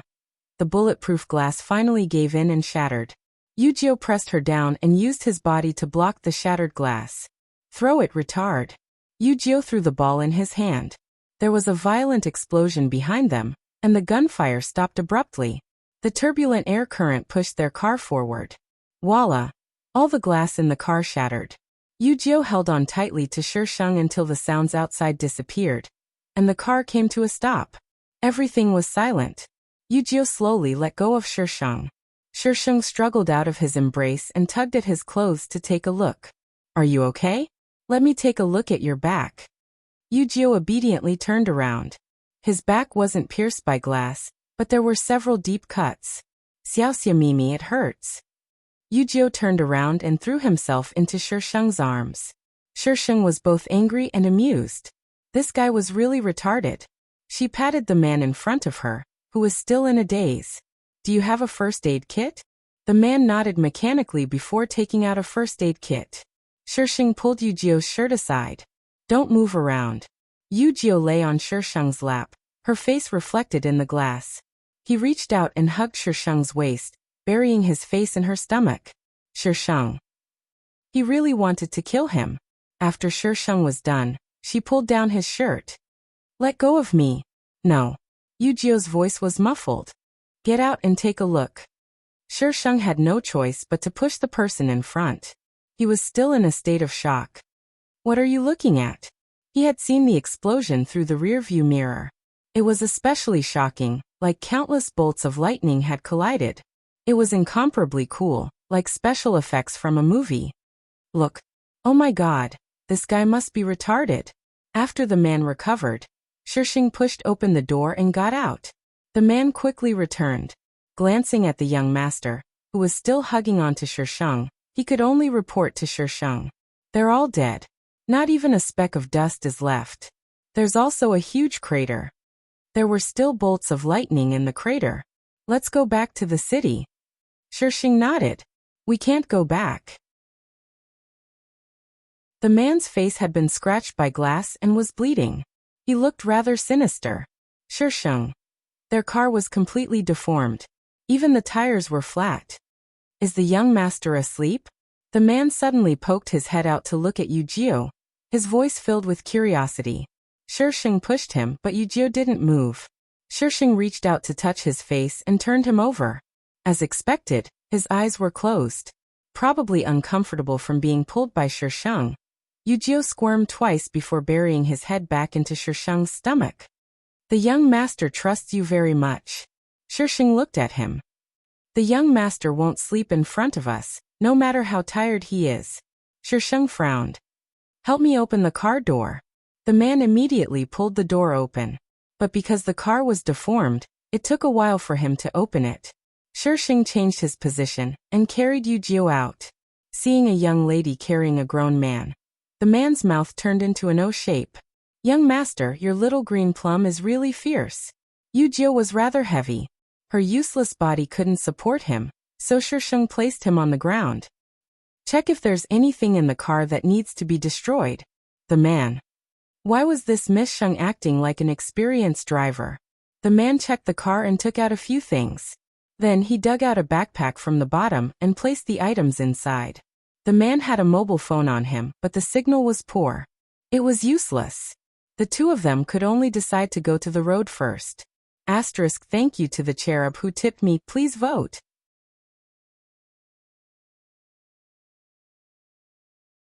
Chapter 357. By the time Yujio woke up, he was already in the hospital. His body had been bandaged. He only saw the bearded man and not Shisheng. Where's she? Yujio's first reaction was to ask Shisheng. The man gestured for Yujio to keep quiet, and pointed to the chair next to him. Yujio turned to look.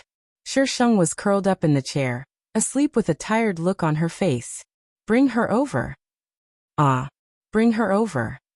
Yujio repeated. The bearded man walked to the other side and tried to touch Shisheng. Seeing no reaction, he picked her up. Shisheng's brows furrowed, and she looked like she was about to wake up. The bearded man strode to the bed and placed Shisheng down. Her furrowed brows relaxed, and she took the initiative to rub against Yujio. With a few tugs, Yujio pulled her into his embrace. His back hurt from the exertion. "Young master." "It's fine." Yujio waved his hand and lowered his voice. The bearded man waited for a while before asking, "Young master, the matter from before. What was up with that strange explosion? What did Miss Sheng have the young master throw?" Yujio's gaze turned cold, his voice carrying a hint of warning. "You're not allowed to mention this to anyone. Keep it to your grave." The bearded man's expression shifted. "Yes, young master." "Then, young master, how are you going to deal with this matter? Let me think about it." Yujio rubbed his temples with a complicated expression. "Young master, you've already done what you promised Mr. Luo Senator. He's the one who's trying to kill you. There's no need to show him any mercy," the bearded man reminded. Yujio lowered his gaze and looked at the person in his arms, his brows knitted together. After a long time he slowly said, "Do it." Even if it wasn't for him, he had to get rid of that person for his little green plum. "Yes." Shisheng woke up in the evening. The warmth beside her made her a little dazed. She would only sleep so deeply beside Feng Xiai. Yujio knew she was awake, but he didn't say anything. Shisheng maintained her posture and did not move. "Xiaoxia Mimi, can you give me a chance?" Yujio's lips moved, his voice echoing in the quiet ward. No one responded to him. Yujio was somewhat disappointed. It still wasn't enough. "I have to work harder. I'll tell you the answer on the day I turn 18. Shisheng propped himself up. In another 2 years, she should be able to confirm whether he was Feng Xiai or not. Although she was almost certain that he was, humans were such creatures. She needed to be completely sure before she could be at ease. "Then I'm considered little sister Xiao's suitor?" He wanted to get her. Yujio had never had such a strong desire. Ever since he saw him a year ago, this thought had been running through his mind. He didn't understand why. It was as though the person he wanted to find in this life was her. If he wanted something, he would do anything to get it. "You want to pursue me?" Shisheng casually tied up his hair. "That depends on your performance." "I'll definitely do my best." Yujio smiled at her. His smile was filled with determination. Shisheng glanced at him and got off the bed. He tugged at his wrinkled clothes and saw that infuriating smile again. Shisheng's chest suddenly tightened. How infuriating. He was about to ask him if he needed help, so he didn't bother. Instead, he opened the door and left. For some reason, the shooting incident at the cocktail party was suppressed. It was only reported on the first day, but after that, there was no news. One was the Long family, and the other was Mo. No one would dare to report it unless they had eaten the guts of a leopard. Yujio stayed in the hospital for a few days. Shisheng didn't know what Yujio said to Yu Xingyun, but Yu Xingyun didn't appear in the hospital. After leaving the hospital, Yujio's luggage was packed up and sent to her house. This was the true step of entering the house. Shisheng found that ever since Yujio came, her sleep was getting better and better. In this peaceful era, it really made one want to. A vicious glint flashed in Shisheng's eyes, catching Yujio's attention. However, Shisheng didn't give him a chance to take a closer look. He turned around and entered the room. In the following days, Yujio tried all sorts of ways to seduce her. Shisheng really wanted to slap him to death. "Mother ***, I still underage, okay? Seduce my ass." Yujio transferred to a nearby university for classes and picked her up on time every day. Everyone in school knew that Shisheng had an adorable boyfriend. Hey, Xingxia, your little boyfriend is here to pick you up again." Yao Qin excitedly pointed at a figure outside the school.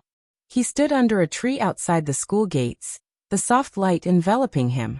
With his hands in his pockets, he was as beautiful as a picture scroll. The girls passing by all stopped and looked back. "I haven't agreed yet," Shisheng coldly replied to Yao Qin. "Isn't that just a matter of time? Look at how you two are childhood sweethearts, and now he's chasing you like this." Yao Qin counted with her fingers. High school girls always had fantasies and expectations of love. They didn't need to think about the future. They only needed to have a memorable relationship on campus. I didn't expect someone who usually puts on airs to be so shameless. A sarcastic voice interjected from the side. Shisheng turned to look. It was a girl he didn't recognize. Shen Jiayin was standing a few steps behind the girl. They seemed to be walking together. The disdain in her eyes was almost written all over her face. Shisheng. No, I can't keep her in check anymore. I have to find a chance to beat the female lead up. Who's shameless? Chao Ku, I think you're just jealous. Yao Qin immediately retorted. Who's jealous? We still have to take the college entrance exam, unlike some people who can't do well in their studies and still fall in love early. I really don't know how they got into school. Yao Qin was instantly amused. Sheng Xia, you'll be scared to death when she's a straight-A student. She suddenly wondered what Shisheng meant when he said those words back then. This feeling of posturing was secretly satisfying. I'm leaving first. Shisheng waved to Yao Qin. Don't talk to retards. You'll lose your IQ. Pfft. Yao Qin waved at Shisheng. Opposite her, Chao Ku was so angry that her face turned red, but she didn't dare to make a sound. That woman had violent tendencies and had beaten up many people in school. Yet, she was able to make the reason sound so righteous that the school couldn't do anything about it. Seeing Shisheng come out, Yu Jiu walked over to him. Xiaoxia, your classes are getting late. I've been waiting here for half an hour. Those girls are looking at me like they're going to tear me apart. Then you don't have to come. Shisheng stared at him with a half-smile. I'm willing to wait as long as it takes. Yu Jiu immediately changed his tune. Is that so? Time will prove my sincerity towards Xiaoxia. Yu Jiu didn't drive, so the two left in a taxi. While waiting for the taxi, Shisheng saw Shen Jiayin get into a luxury car and drive past right in front of him. The car window wasn't rolled down, so Shisheng could clearly see the disdainful look Shen Jiayin shot him. What the F***ck are you looking down on I for? Seriously? Do you have a sense of superiority after being reborn? Fine. I do have a sense of superiority after being reborn.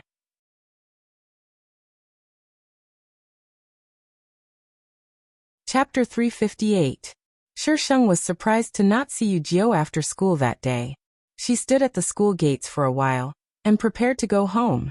She had just taken a few steps when a blonde foreigner blocked her way. Shisheng remembered him.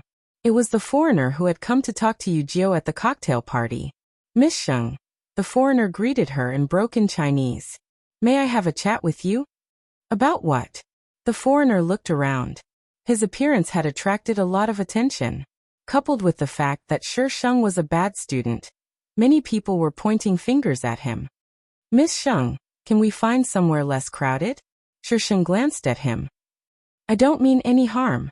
The foreigner immediately raised his hands. Shisheng smirked. If you knew that I was the one who called the police last time, how could you not mean any harm? Shisheng brought the foreigner to a secluded area of the school.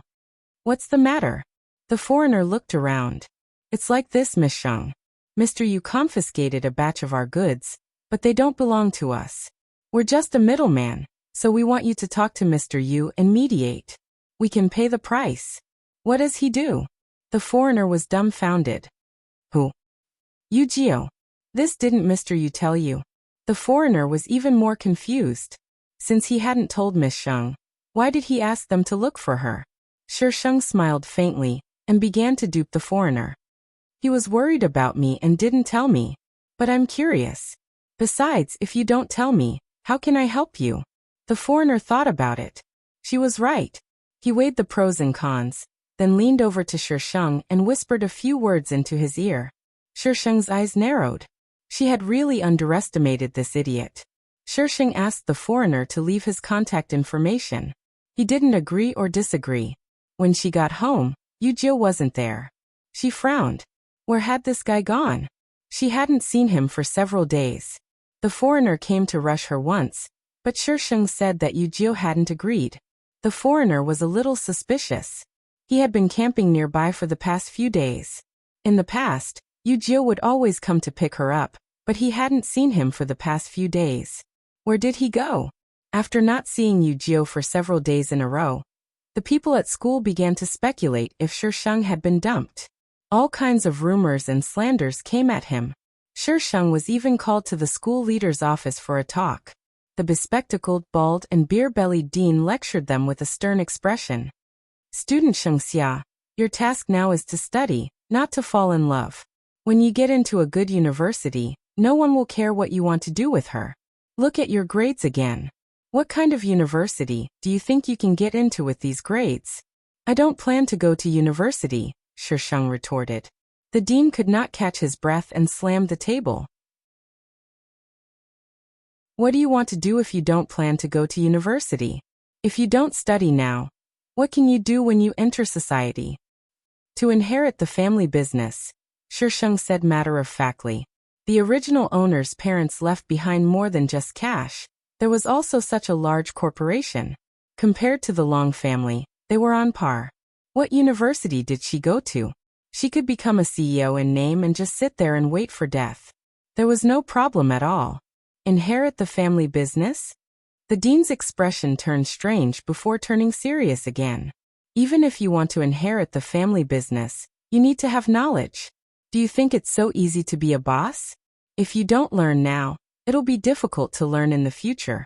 Those people outside are so evil. If you don't learn some skills, you won't even know if you're being schemed against in the future. Sheng sighed and his attitude improved. Dean, don't worry. I won't tarnish your reputation. With your grades, how can you not tarnish my reputation? Hey, weren't they talking about puppy love? How did they get to such a deep topic? The dean seemed to be at odds with Sheng. Every few days, he would talk to her and give her chicken soup for the soul. At first, Sheng listened attentively, but later on he would retort back. The head of teaching was so angry that he almost died. However, the head of teaching persistently talked to her, as if he wanted her to become a genius student. Every time Yao Qin saw Sheng return from the dean's office in a bad mood, she would feel nervous, afraid that news of Sheng beating up the dean would spread. But that wasn't the case. Yao Qin found it strange that Sheng was obediently listening to the dean's nonsense. Sheng gave her a bad student answer. Because I don't have to go to class. Yao Qin wanted to kneel down to this genius. After Yu Jiu went missing for a month, Sheng was ravaged by the dean for an entire month. In the end, the dean gave up and used a roundabout method to tutor her. As a result, Sheng skipped classes even more openly. When the dean discovered this, he took a feather duster and hit Sheng.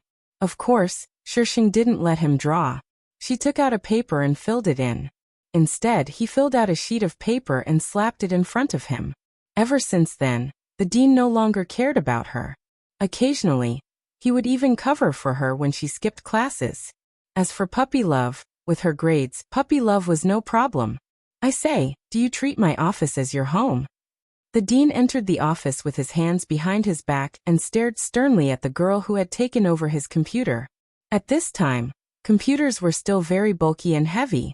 Oh, Mr. Li. Aren't I busy with work? Sheng clicked on the mouse noisily. The dean looked at the computer, and his stern expression disappeared. How is it? Did it go up? With me around, how can it not go up? Sheng proudly raised his chin. The dean squeezed Sheng out of the way and took a look himself. Only then did he nod in satisfaction.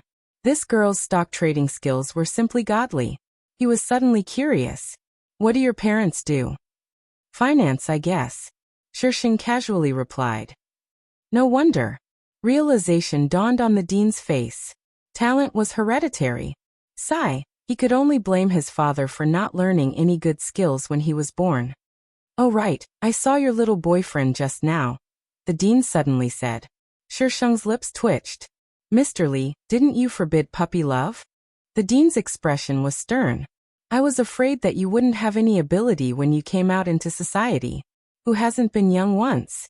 Sheng left the dean's office and saw Yu Jiu the moment he stepped out of the school gates. He seemed the same as before, yet different at the same time. Sheng felt a little strange. He dawdled for a while before leaving.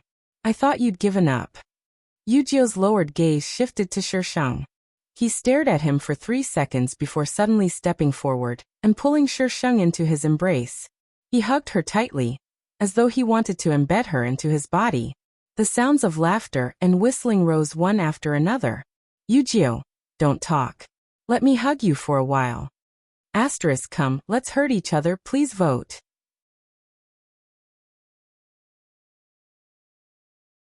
Chapter 359. Shisheng didn't know what Yujio had done, nor did he mention it. He seemed to have forgotten everything about that day and returned to being that annoying childhood sweetheart.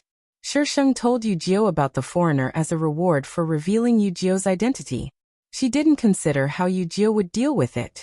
In the 3 years of high school, other than disappearing for a while, Yujio would send Shisheng to school on time most of the time. Occasionally he would even send flowers or do some romantic stuff. The whole school knew that the famous bad student in their school had a cute boyfriend. This bad student had a shady deal with the dean. Why would the stern dean be so nice to this bad student? He even helped her skip class without a demerit. It was a shady deal. Yao Qin, who knew the truth, snorted coldly. How could a bunch of mortals like you understand the world of a top student? Little Yao Qin, you're still studying late at night? Here, this is for your kidney. Shisheng placed a glass of lemon juice in front of Yao Qin. Top student, can you give me some special treatment? Yao Qin hugged Shisheng's hand before he could retract it. The college entrance exams were around the corner, and everyone in class was busy revising. She was the only one, a bad student who had nothing to do all day. Yao Qin, have you become stupid from studying? Call her a top student. Chao Ke mocked from behind Xinjiang, who didn't know that her grades were always at the bottom. Yao Qin had been raised to be an arrogant queen by Shisheng. She only snorted coldly and refused to engage in a vulgar game with Chao Ke. Xinjiang tugged at Chao Ke. Hurry up and revise.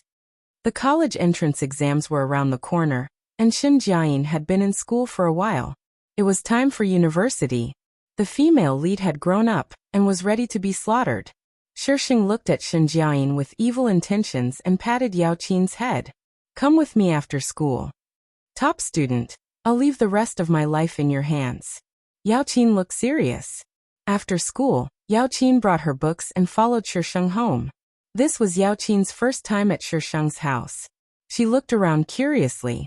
It was neat and tidy, as if it was often cleaned. Yao Qin thought about her desk. She had to help clean it up every time. She was so diligent at home.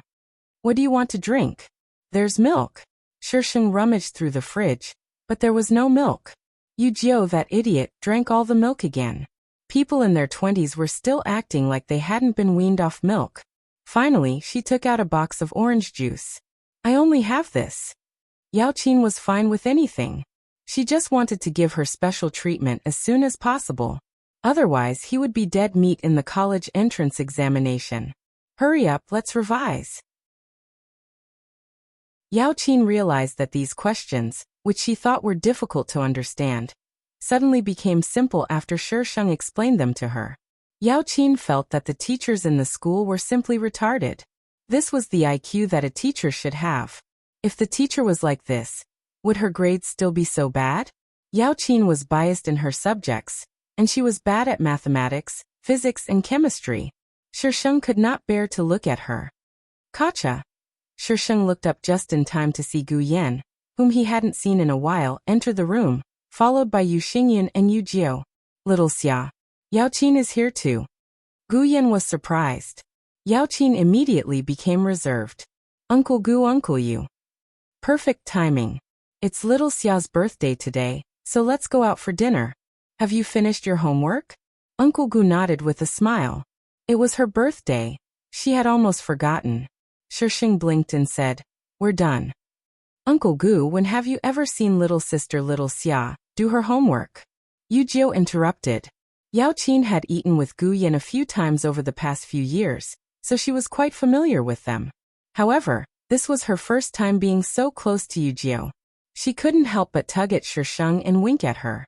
Shisheng slapped her. Hurry up and do it, or I won't take you. Yao Qin's face fell. She leaned over the table and continued to do her homework. Yu Jiu returned to his room to change his clothes. Yao Qin glanced at him from the corner of her eye, her mouth forming an O shape. You two are living together? Yu Jiu had been living here for the past few years, and Gu Yan rarely came back. Shisheng glared at her, while Yao Qin smiled wretchedly. Little Xia, Yao Qin, are you done? Gu Yan changed into a more casual outfit. Right away, Uncle Gu. Yao Qin couldn't be bothered to gossip. She buried her head and finished the last few steps before hastily closing the book. The group first went to a restaurant to eat, then to a karaoke room.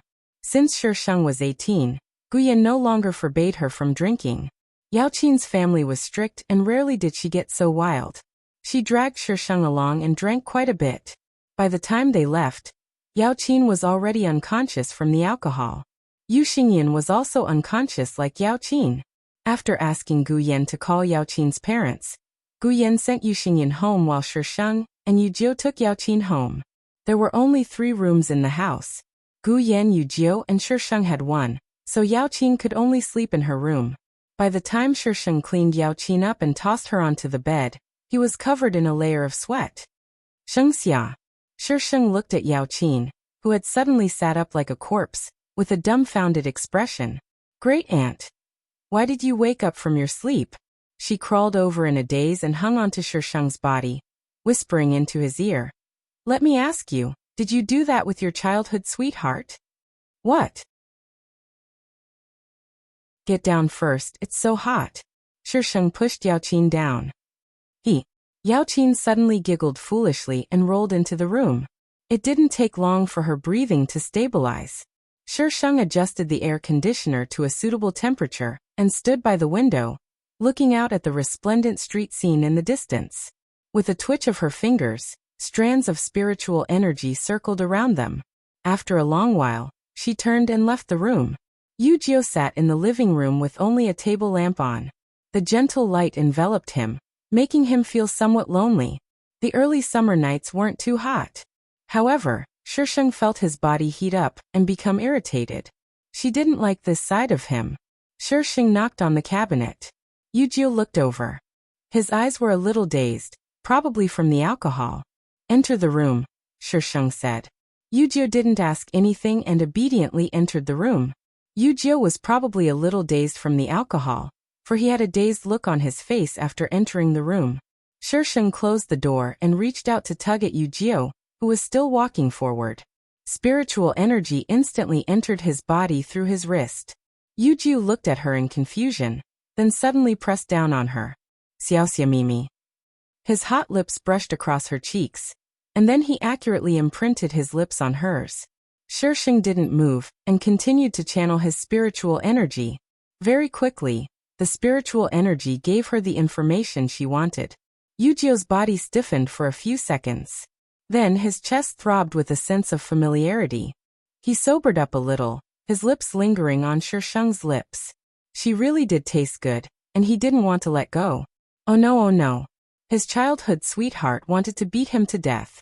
Just as he thought he was dead for sure, Shisheng took the initiative and kissed him. In that instant, Yu Jiu felt like countless fireworks were exploding in his head, causing him to feel dizzy. Asterisk elegant, not dirty, please fill in the blanks yourself.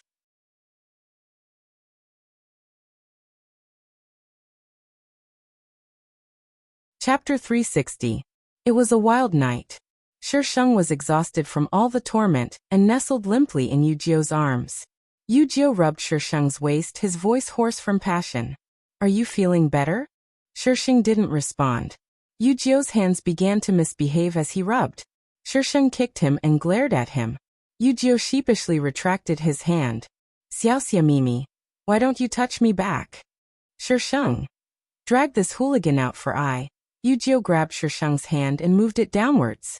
Shisheng slapped him across the face, landing perfectly on his valiant and spirited little fellow. The pain made him suck in a breath of cold air. Xiaoxia Mimi, this is your future benefit. How can you bear to do that? What if you break it? Shisheng's expression was calm. If it breaks now, it'll break sooner or later. Yu Jiu. Don't compare dirty things with his little green plum. After the two of them finished cleaning up, Yao Qin sat alone in the living room. When she saw them come out of her room, she smiled ambiguously at Shisheng. After Yu Jiu went to buy breakfast, Yao Qin had a gossipy look on her face. Did you succeed? Tsk, look at how cocky your little childhood friend is. Amen, I'll allow him to be cocky. Her Feng Xi deserve to be spoiled. Men need to be controlled. Let me tell you, Sheng Xia, you can't indulge him too much. Yao Qin was very experienced when it came to manipulating men. She could be considered a veteran. However, Shisheng knew that this fellow didn't even have a boyfriend. Who knew where this knowledge came from? With the college entrance exams approaching, Shisheng tutored Yao Qin every day. In the end, he gave her the same questions as the college entrance exams. The original owner of the body couldn't remember the specific questions, but the general direction was correct. As long as Yao Qin remembered, there was no problem. After the exams, Shisheng was packed up and sent overseas by Yu Jiao. He called it a trip. Trip my ass. Who travels in bed every day? Shisheng pinned Yu Jiao down and gave him a good beating. Don't think that I won't beat you up now. Why didn't you retaliate? Shisheng sat on Yu Jiao's lap and frowned at him. His strength was not small. If he really resisted, she would not be able to do anything to him unless she used a sword. Yu Jiao's lips curved into a smile. Since little sister Xia's tastes are so unique, of course I have to cooperate with you. Shisheng's face darkened, and he beat him up again. This guy was asking for a beating. After spending half a month abroad, the two of them returned home. The results were announced. Shisheng was in first place, and Shen Jiayin was in second place. This news shocked the entire school.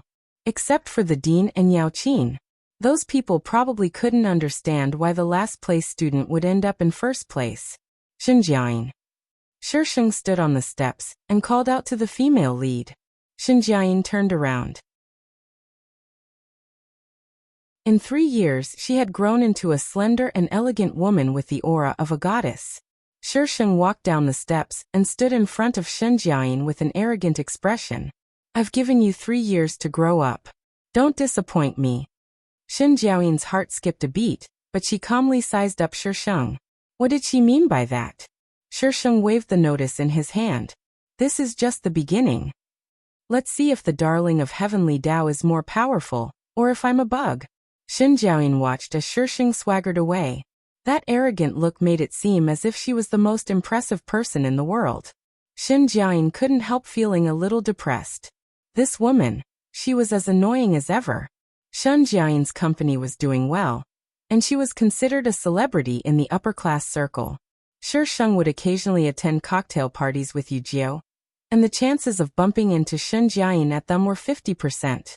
Every time they met, Shisheng would ignore her, and Shen Jiayin would come looking for trouble.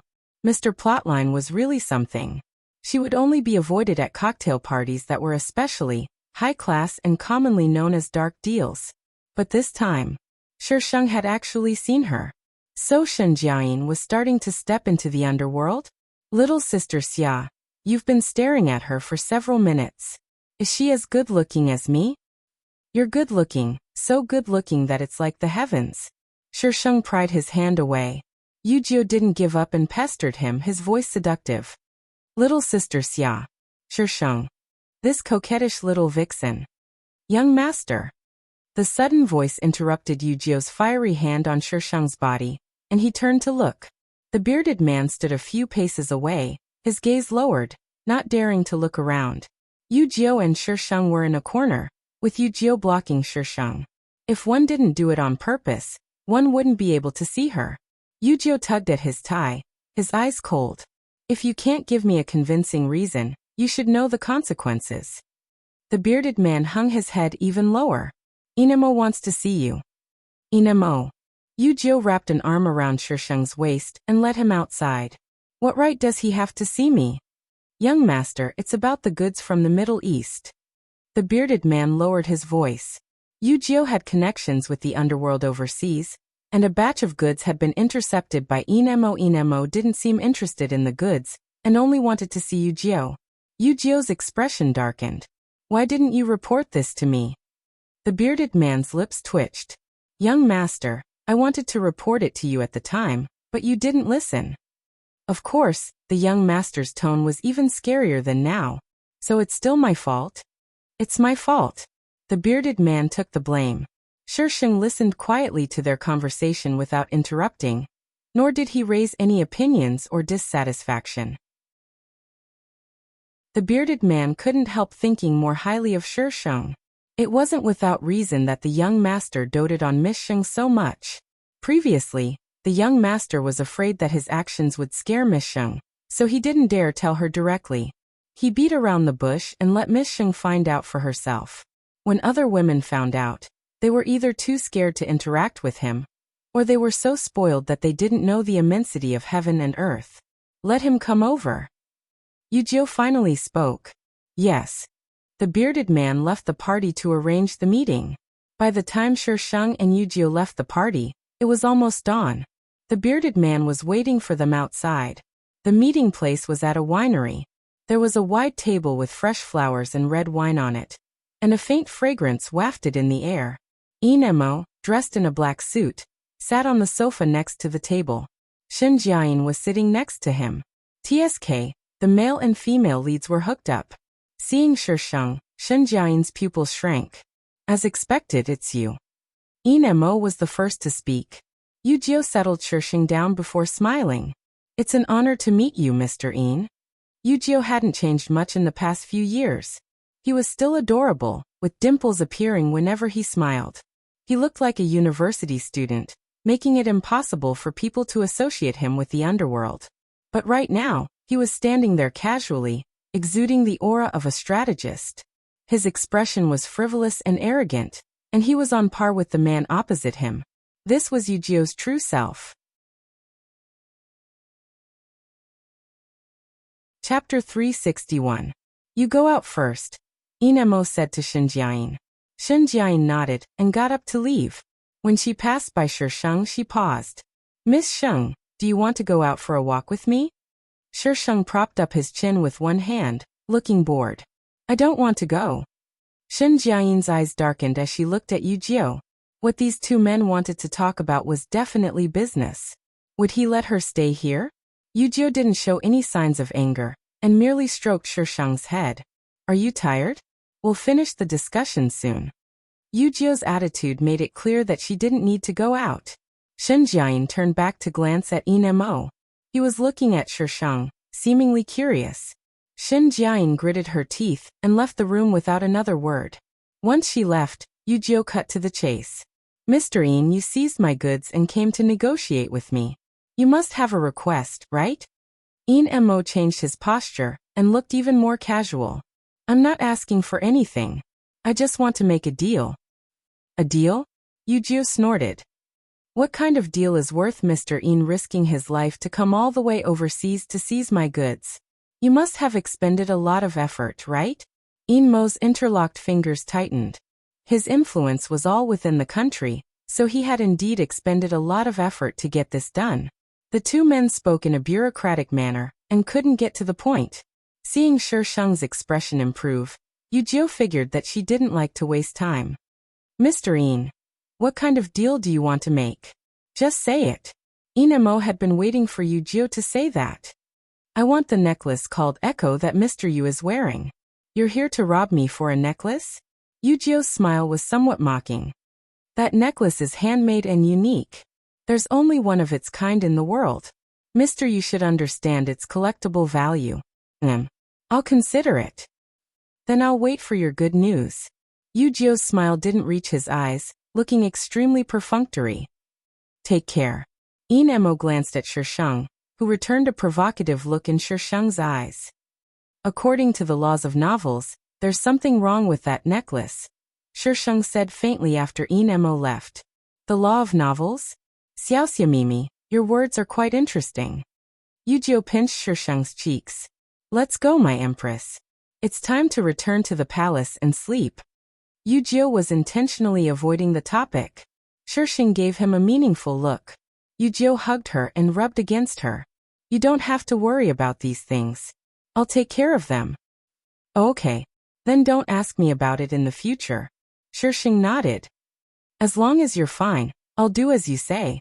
Yujio said these words without hesitation. Shisheng was very pleased, but he didn't show it on his face. He got up and walked out. When the car left the winery, Shisheng saw Shen Jiayin. and Inemo standing in front of the car. The two of them were talking about something, and the atmosphere seemed a little strange. This incident was like an interlude. Sheng began to take over the Sheng family's business. But she hadn't expected that the first person to talk to her would be Yu Xingyun. The two of them found a coffee shop. Yu Xingyun's brows were furrowed with worry. "Little Xia, are you really going to inherit Glory World Corporation?" Sheng looked at Yu Xingyun in confusion. "Uncle Yu, if you have something to say, just say it. You can inherit most of Glory World Corporation's shares, but the government has been buying them over the past few years. Now, other than the portion you can inherit, the rest of the shares are in the government's hands. Do you understand what I mean?" Seeing that Sheng wasn't speaking, Yu Xingyun continued. "Your Uncle Gu and I only want you to inherit the movable assets. This money is enough for you to spend for the rest of your life. And with Yu Jiu around, you won't suffer." Sheng stared straight at Yu Xingyun. "Uncle Yu, how did my parents die?" Yu Xingyun's heart skipped a beat. "Little Xia." Yu Xingyun practically ran away. He and Gu Yan had planned to hide this from her for the rest of their lives. But when did she suspect it? Yu Xingyun and Gu Yan had a secret meeting. Gu Yan had gone home to persuade Sheng to let her inherit the movable assets. In the original plot, the original owner of Sheng Jiayin's body had only inherited the movable assets. It was indeed a lot of money, enough for her to squander without worry for the rest of her life. But if she didn't inherit the company, how was she going to investigate the cause of her parents' death? Sheng had asked Gu Yan the same question. Compared to Yu Xingyun's escape, Gu Yan was much calmer. He would only sigh and tell her not to think too much. Yu Jiu realized that his little green plum was getting busier and busier, to the point where he had to make an appointment to catch her. When he finally managed to catch her, she was still busy looking through documents. Yu Jiu hugged her from behind, his gaze sweeping over the documents in her hands. He blew hot air into her ear. "Xiaoxia Mimi, this is government documents. Where did you get them?" His little green plum was even more ferocious than her. "Money makes the world go round." Sheng flipped through the documents. "Don't mess with me. If you want to sleep, go sleep by yourself." "I want to sleep with you." Yu Jiu sucked on her earlobe, the tip of his tongue sweeping across it. Sheng couldn't concentrate at all. Smack. Sheng slammed the documents on the table and grabbed Yu Jiu by the collar. "Today, I will make sure you can't get out of bed." In the apartment, Shen Jiayin sat on the windowsill, gazing at the thousands of lights in the distance. Inside the house, the phone rang. Shen Jiayin jumped down from the windowsill and entered the house to answer the call. "Hello." Apart from this hello, there was no other sound in the room, until Shen Jiayin hung up. After a while, she dialed a number. It took a while for the call to be answered. The voice on the other end was a little muffled, probably because he had fallen asleep. "I've thought about your suggestion." "Oh." Inemo dragged out his words. "Come to my house." Shen Jiayin tightened her grip on the phone. "Come over to my place." "Shen Jiayin, don't test my patience." Inemo hung up the phone. Shen Jiayin slammed the phone on the table. Her expression was gloomy and ugly. After a while, she changed into a dress and left with her bag. By the time she reached Inmo's place, the door opened before she could even knock. She was pulled inside, and the door slammed shut behind her. A kiss reeking of alcohol assaulted her roughly. She was pinned against the door, and had no way out. Inemo Shen Jiayin struggled to move to the side. "Sober up." Shen Jiayin's resistance made Inemo stop. He turned on the lights at the entrance and turned to go upstairs. He didn't look at Shen Jiayin at all. Shen Jiayin gritted her teeth and followed him upstairs. Inemo stood in the study smoking. Shen Jiayin dawdled for a while before entering. She was a little afraid of this man. "I can help you." Inemo pressed the cigarette butt into the ashtray and ground it. "But you have to add another condition." "Say it." Shen Jiayin tried her best to maintain her image, but in front of this man, she felt that no matter how hard she tried, it was useless. She was already in a sorry state, and it was as if she was naked in front of him. Thank you to Cherub who tipped me for feeding me, please vote.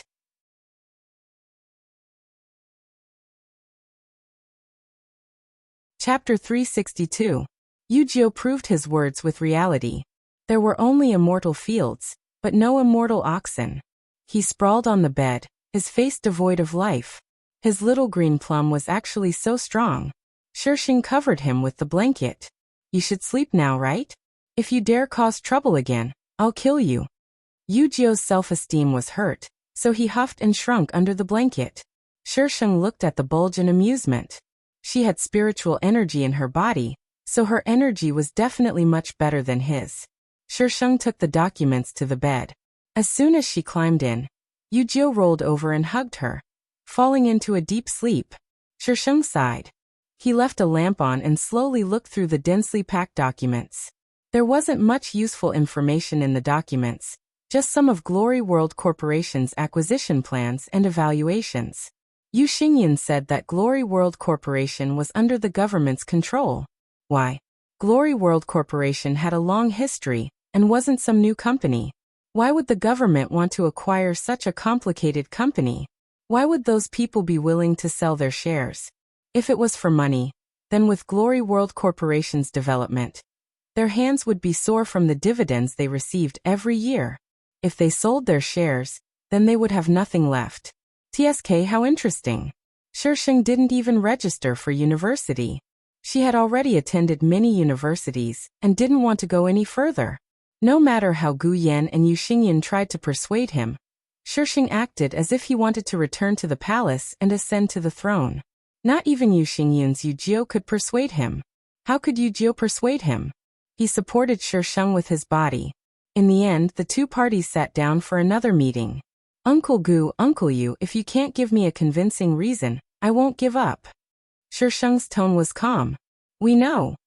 Gu Yan sighed. Today, we'll talk to you about Glory World Corporation's current situation. Yu-Gi-Oh, why are you hugging Xiaoxia? Go make some tea. Yu Xingyan kicked Yu-Gi-Oh's leg. What use are you? You can't even persuade someone. Yu-Gi-Oh. Why was it his fault again? Under Yu Xingyan's glare, Yu-Gi-Oh could only get up to make tea before returning to hug Shisheng. This blatant display of affection made the two men sweat profusely. Ahem. Gu Yan coughed. Glory World Corporation is involved in many industries, but it has actually started to lose money in recent years. The government is only holding on to the shares, and the people below are fishing for it. Many of them are nepotism. Little Xia, if you want to go back, it will be very difficult. Gu Yan was also a little unwilling. It belonged to the Sheng family to begin with, and now it had been turned into such a state. Uncle Gu, I'm still young. I need these hardships, Shisheng said tactfully. Hey old Gu, little Xia takes after her mother. She's bold, so just let her go. Even if it doesn't work, there's still you and us, right? She can't possibly starve to death. I'll take care of my wife. Yu-Gi-Oh immediately raised his hand. Stinking brat, look at your little sister Xiaoxia and look at you. You're always slacking off. I think Xiaoxia will have to take care of you in the future. Shisheng. Your son is really something. I'm willing to be raised by little sister Xia. Little sister Xia, do you dislike me for living off a woman? Shisheng directly threw Yu-Gi-Oh a look of disdain. You're a grown man. Don't you feel embarrassed, stinking brat? Yu Xingyan started to get angry again. The topic had somehow deviated. Shisheng wasn't in a hurry to find a lawyer. Instead, he methodically investigated. This process would take a long time, so Shisheng felt that he should deal with Shen Jiayin first. Shen Jiayin's company was a necessary e-commerce business in the future. It had to be said that the people she had poached were all pretty good. At least in the future, they would all be capable people. Moreover, she was willing to spend money. These people were all very loyal to her. Shisheng didn't do much. He just went to their website every day and left a few provocative words. Then he changed the source code and posted some pornographic videos. She had turned a perfectly good website into a pornographic website. Wasn't the female lead bumping into her muzzle by doing this? But the female lead wasn't earning money from the company. So, Shisheng could only obstruct their progress. Shisheng also felt that this wouldn't do. It would be more convenient to find an opportunity to tie the female lead up and have someone kill her. Yes, that would be it. But before that, Shisheng went to look for Gu Yan to persuade him. Real estate wouldn't be as popular in the future. It was just the right time for Gu Yan to change careers. With Gu Yan's capabilities, he would be able to occupy a position in the industry in the future. It wouldn't even be a problem for him to become a leader. After several days of persuasion, Gu Yan agreed to give Shisheng a try. Many years later, when Gu Yan recalled how he had been tricked into this industry, he would laugh inwardly.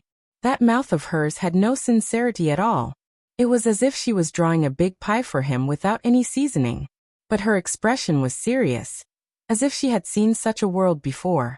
Shisheng continued to find fault with Shen Jiayin's website every day. Wifey, Yujio came in from outside. Do me a favor. Shisheng beckoned him over with a finger. Yujio went over with a smile. Shisheng hooked his arm around his neck and smeared saliva all over his face. Where are you going? Yujio pulled over a chair and sat down beside Shisheng. I've been busy with some matters overseas. Don't be angry, wifey. I'll accompany you when I'm done. Shisheng nodded. They both had their own matters to attend to. She didn't care what he was doing as long as he was safe. What do you need my help with? Yujio took out a USB drive. This USB drive is encrypted. Even the people I found can't crack it. Wifey is the best. Help me out. What kind of trash did you find? Shisheng gestured with his chin for him to plug it into the computer. After a while he said, I take back what I said just now. It wasn't that Yujio found trash, but that the encryption method was very special. Shisheng took over an hour to crack it. There were a few videos and some documents inside. Yujio didn't hide it and opened the videos right in front of Shisheng. The first few videos were of illegal transactions, which were probably evidence left behind.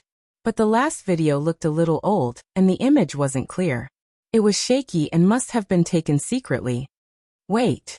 Yujio was about to turn off the video when Shisheng suddenly called out to him. Shisheng zoomed in on the video, but the quality was too poor. Shisheng could barely make out the scene inside. There were 3 people in the video. Including the one who had secretly taken the video, there were 4 people in total. Shisheng plugged in the sound system, and the sound immediately came out. There was a lot of static, and the people in the video were arguing. This Shengshi Corporation. They deserve it. That is public. Even if we all stepped in. You have a way out? The video suddenly shook, followed by a muffled groan, and then the video was cut off.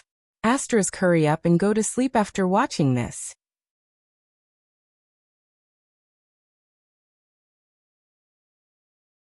Chapter 363. When Shisheng heard the word Shengshi Corporation, she repeated it several times before finally connecting the dots. The higher-ups will take care of this matter. Shengshi Corporation was disobedient, so they deserved their fate.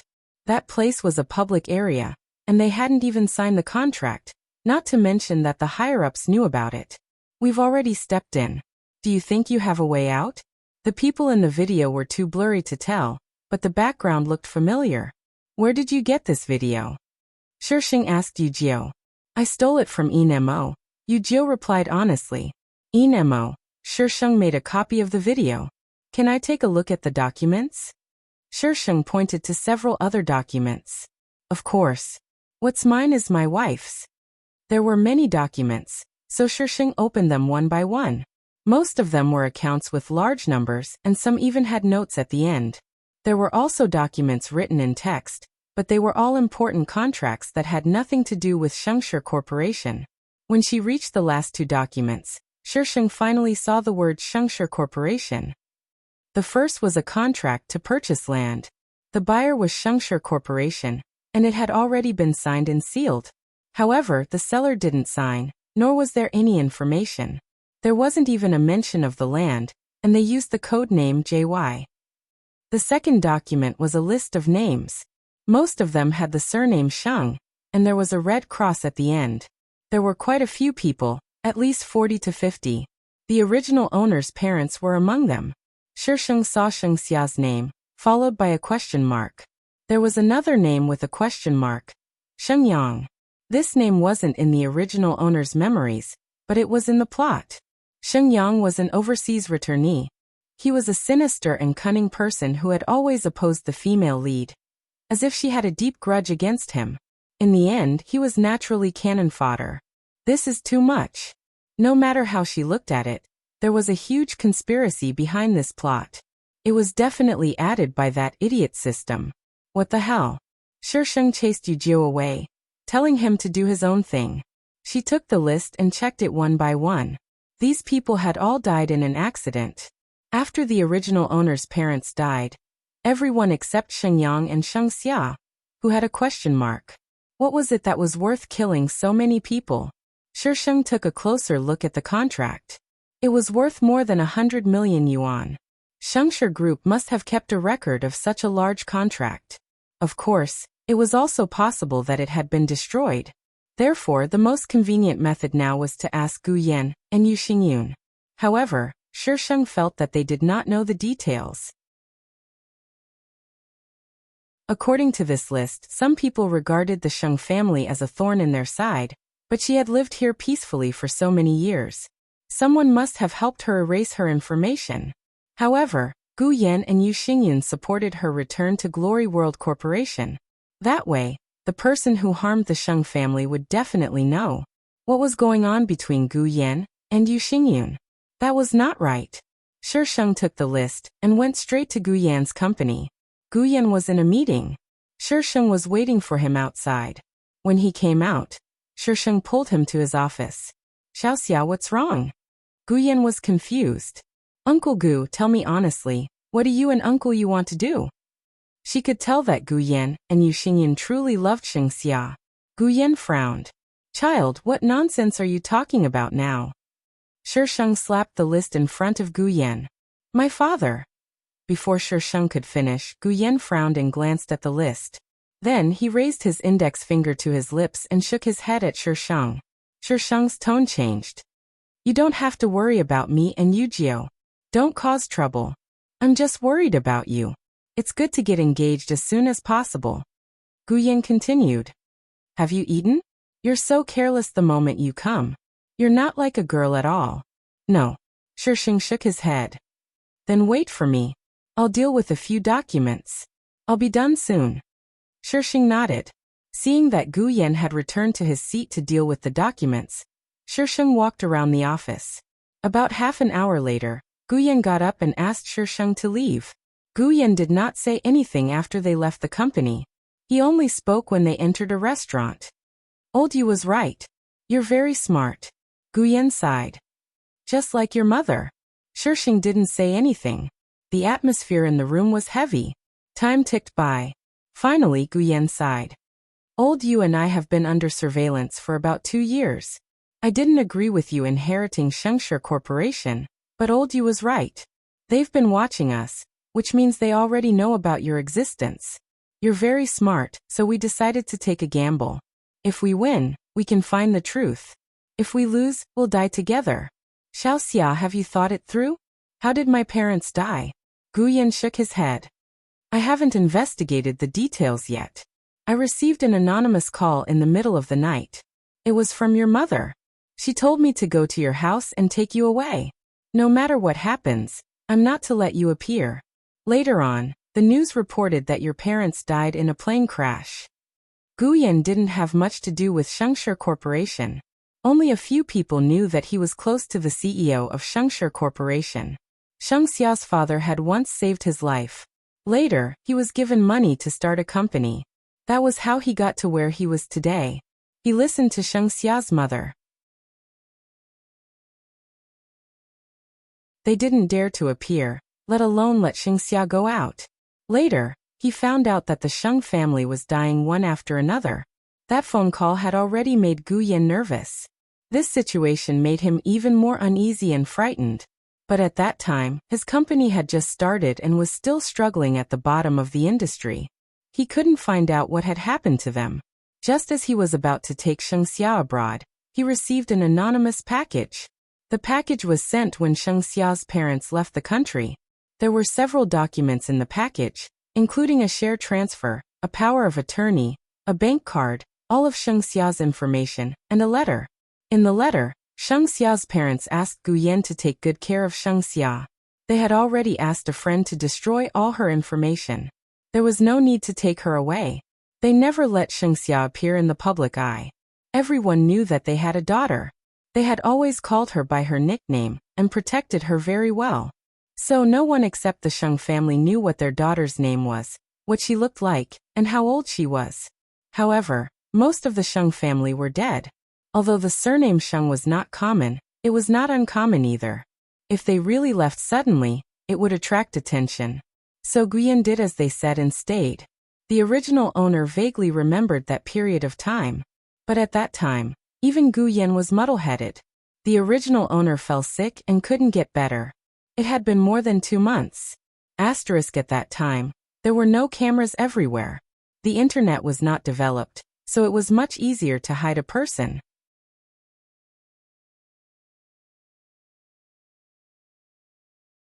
Chapter 364. Sheng felt that this plot was a complete mess. He really wanted to beat the system up. What kind of F***king plot was this? She was just a supporting actress. Did she need such a grand plot?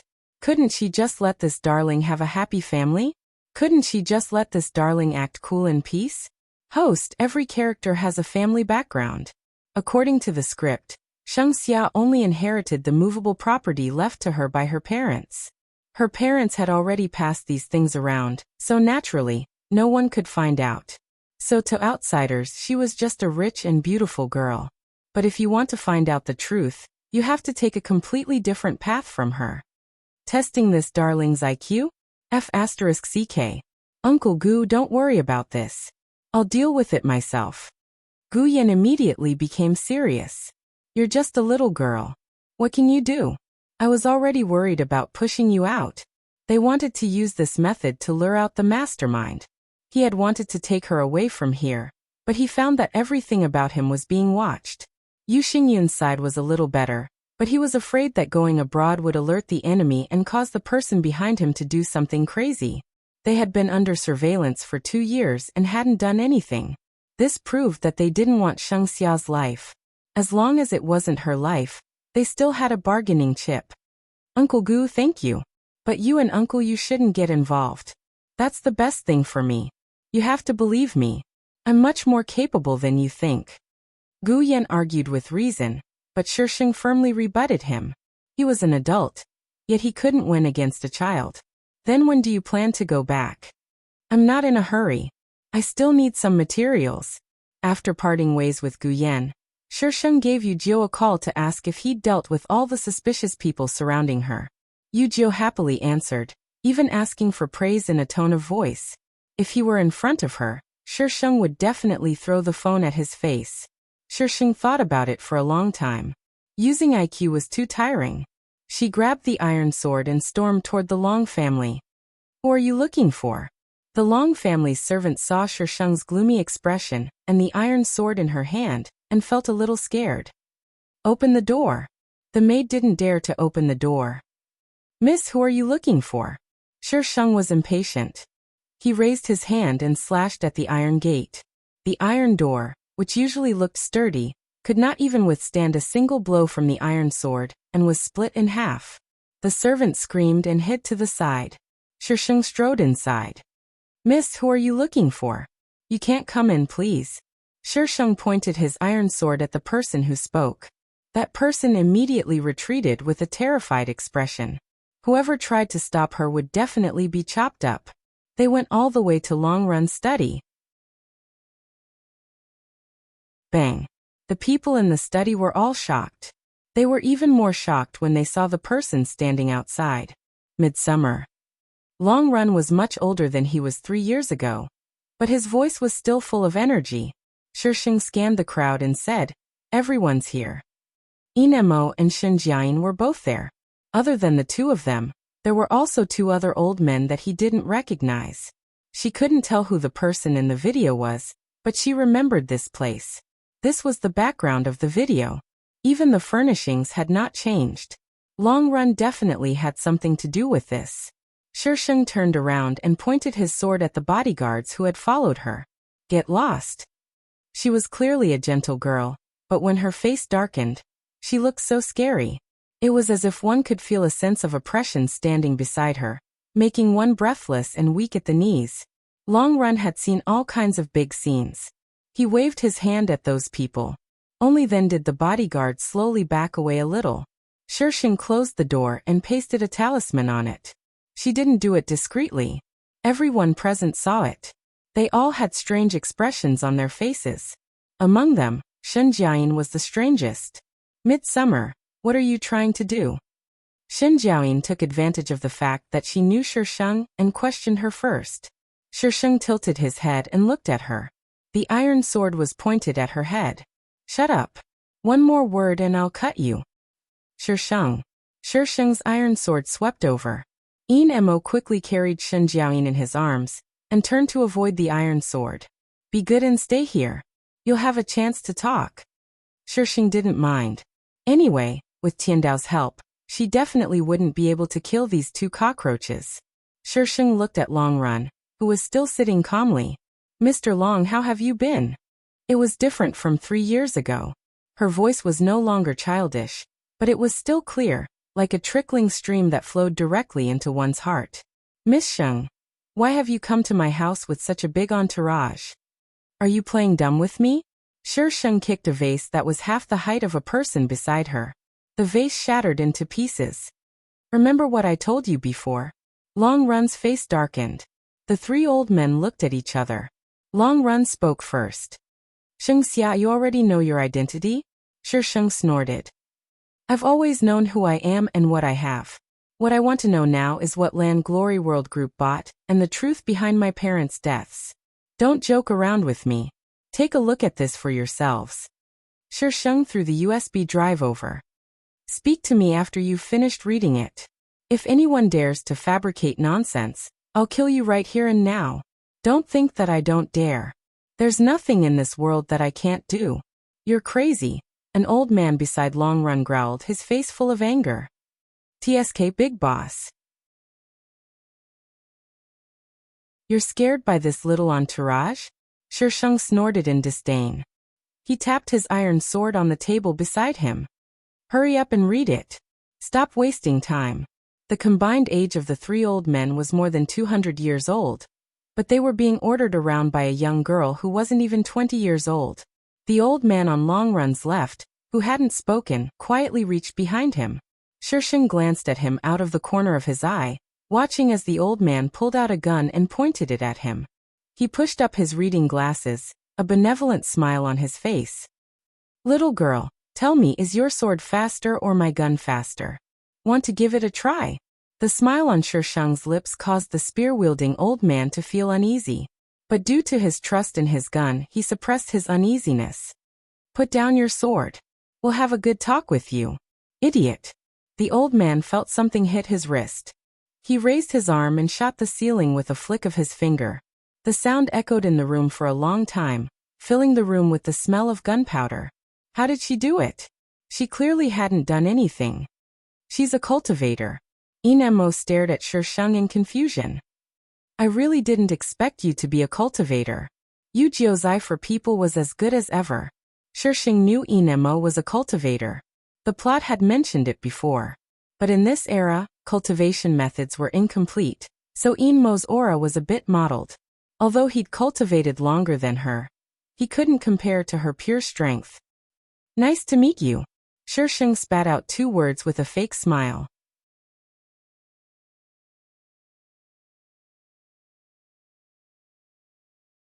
Chapter 365. Cultivators weren't a secret in the circle of the top rich and powerful. Some people would even specially raise such a person to keep watch over them. As soon as Mo said this, the expressions of the 3 old men changed. Cultivators in their eyes, they were masters with extraordinary abilities. Such people couldn't be offended. In the end, the 3 of them compromised and turned to Long Run's desk to watch the video. Long Run took the opportunity to send a distress signal through the internet. Shisheng looked at them coldly. If those useless people could enter this house, she would hack the male and female leads to death for them to see. "I knew it was him. Old Wang, that bastard, has been guarding against us." After watching the video, the old man with the gun said angrily. Long Run motioned for the two to be quiet. The most important thing now was to stall for time. As long as his men arrived, he didn't believe that he couldn't deal with this little girl. Shisheng patiently waited for them, giving Shen Jian a smile in the meantime. It was a dazzling smile, but it made people's hair stand on end. Shen Jian had lived 2 lives and had never seen such a strange person. How angry was she? Not necessarily. Although her words were nasty, her tone was calm and there wasn't much anger. She wasn't angry, right? Her smile was sinister, as if she could peel off a layer of the other party's skin at any time. The little girl from the Sheng family. Think carefully. I have a brain. If you want to fool me, you have to make up a good story, Shisheng reminded him. You have to tell a story with a beginning and an end. Don't be full of loopholes and make people laugh. Long Run choked. This silly girl didn't play by the rules. She blocked the way as soon as she came. Your parents are very powerful, but sometimes you have to go with the flow. Besides, we can't make the decision in that matter. Long Run's face showed some sadness, playing the role of an elder who was forced into a corner. Shisheng listened to Long Run's nonsense to stall for time, but she didn't interrupt him. What Long Run said was nothing more than that Sheng Xiao's parents deserved that fate, but he didn't get to the point at all. Long Run observed Shisheng's expression as he spoke. Her expression didn't change from the moment he started talking. It was strangely quiet. Long Run's heartbeat sped up. Why was this silly girl's gaze so penetrating? It was as if she could see through everything. Just as they were speculating, there was a sudden breaking sound outside. Long Run and the other 2 old men immediately exchanged glances. Reinforcements had arrived. However, other than the sound of brakes, there was no other sound. What was going on? How could there be no movement at all? The old man with the gun couldn't hold it in any longer.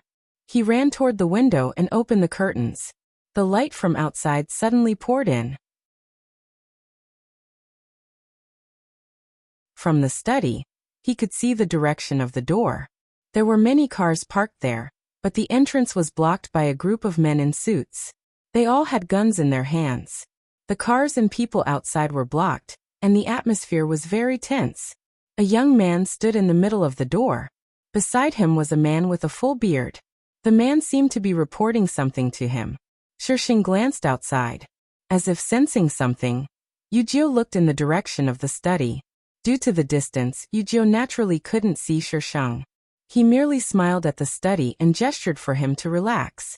He would shoulder all of her worries alone. Don't let unimportant people disturb her. Yujio instructed the bearded man before returning to the car.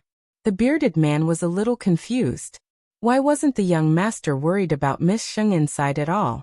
Young master, we've mobilized too many people this time. I'm worried that we'll attract attention from within the country. Should we give them a heads up? The bearded man suppressed his doubts and moved to the car door to talk business with a straight face. No need. Someone will take care of it. The bearded man's face was full of questions. Why was the young master's words getting more and more erratic? Since the young master had already said so, the bearded man didn't dare to make any decisions.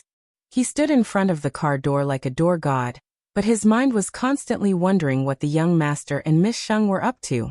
Shisheng stayed inside for about 2 hours before coming out.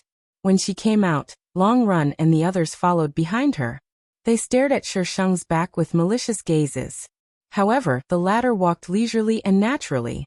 She wasn't affected at all, nor was she afraid that the people behind her would suddenly plot against her. The strange thing was that none of the people behind her made a move. They just followed her out silently. Karma will eventually pay off. Shisheng stopped 10 meters away from Yujio's car. She turned around, her gaze calm. You have to believe this. I don't mind you playing tricks. Of course, that's on the premise that you don't mind dying quietly. Shisheng waved her hand. No need to send me off. The group of people had ugly expressions. What had happened just now was too fast and too strange. Inemo had suddenly attacked and confronted Shisheng. They wanted to take the opportunity to run out. But when they reached the door, they realized that it couldn't be opened. None of them could touch the talismans on the door. They turned around and saw Shisheng stabbing Inemo with a sword. The air seemed to distort, and then Inemo and Xinjiang disappeared without a trace. A real-life version of a living person. Shisheng wasn't surprised by this. The male and female leads had countless ways to save their lives. She dashed into the car door that Yujio had opened. Yujio leaned over and slowly closed the door. The smile on his lips startled the people in front of him. After closing the door, Yujio hugged Shisheng and nuzzled her neck. Shisheng kissed him on the cheek. "Why are you here?" "To pick you up." The smile in Yujio's eyes was like dazzling fireworks, blooming only for her. "You're quite self-aware." Shisheng chuckled. "Let's go home." The bearded man acting as the chauffeur immediately started the car. The men in suits standing outside got into the car one by one and swaggered out of the Long family villa. Only then did the people who had been blocked outside rush in like a swarm of bees. The three of them weren't injured, but they were scared out of their wits. The other two old men hurriedly took their leave. Long Run was the calmest. He waved for them to quiet down. "I don't want today's matter to spread. Do you understand what to do?" "Sir, aren't we going to do anything about those people from earlier?" someone asked. "Those people didn't look like ordinary bodyguards." "If you want to die, go ahead and touch him." Long Run looked at the man coldly, then pointed at his sons. "You guys come upstairs with me." Long Run had a total of 3 sons, all of whom were quite outstanding. "Dad, that Sheng Xia. You're not allowed to mention this again. You're also not allowed to interfere with Glory World Corporation's matters." At the mention of Sheng Xia, Long Run flared up. "Don't provoke that lunatic. If she wants revenge, let her bite those people." "Dad, what's her background?" Long Run was actually so wary of her. The scene from earlier flashed through Long Run's mind. What background did she have? She didn't have any background. She was just a brat who wasn't afraid of death. She was arrogant and unbridled, but she was capable. However, the words capable cemented her status. A talisman could stop the door from opening. How could she not be capable? The older a person got, the more they feared death.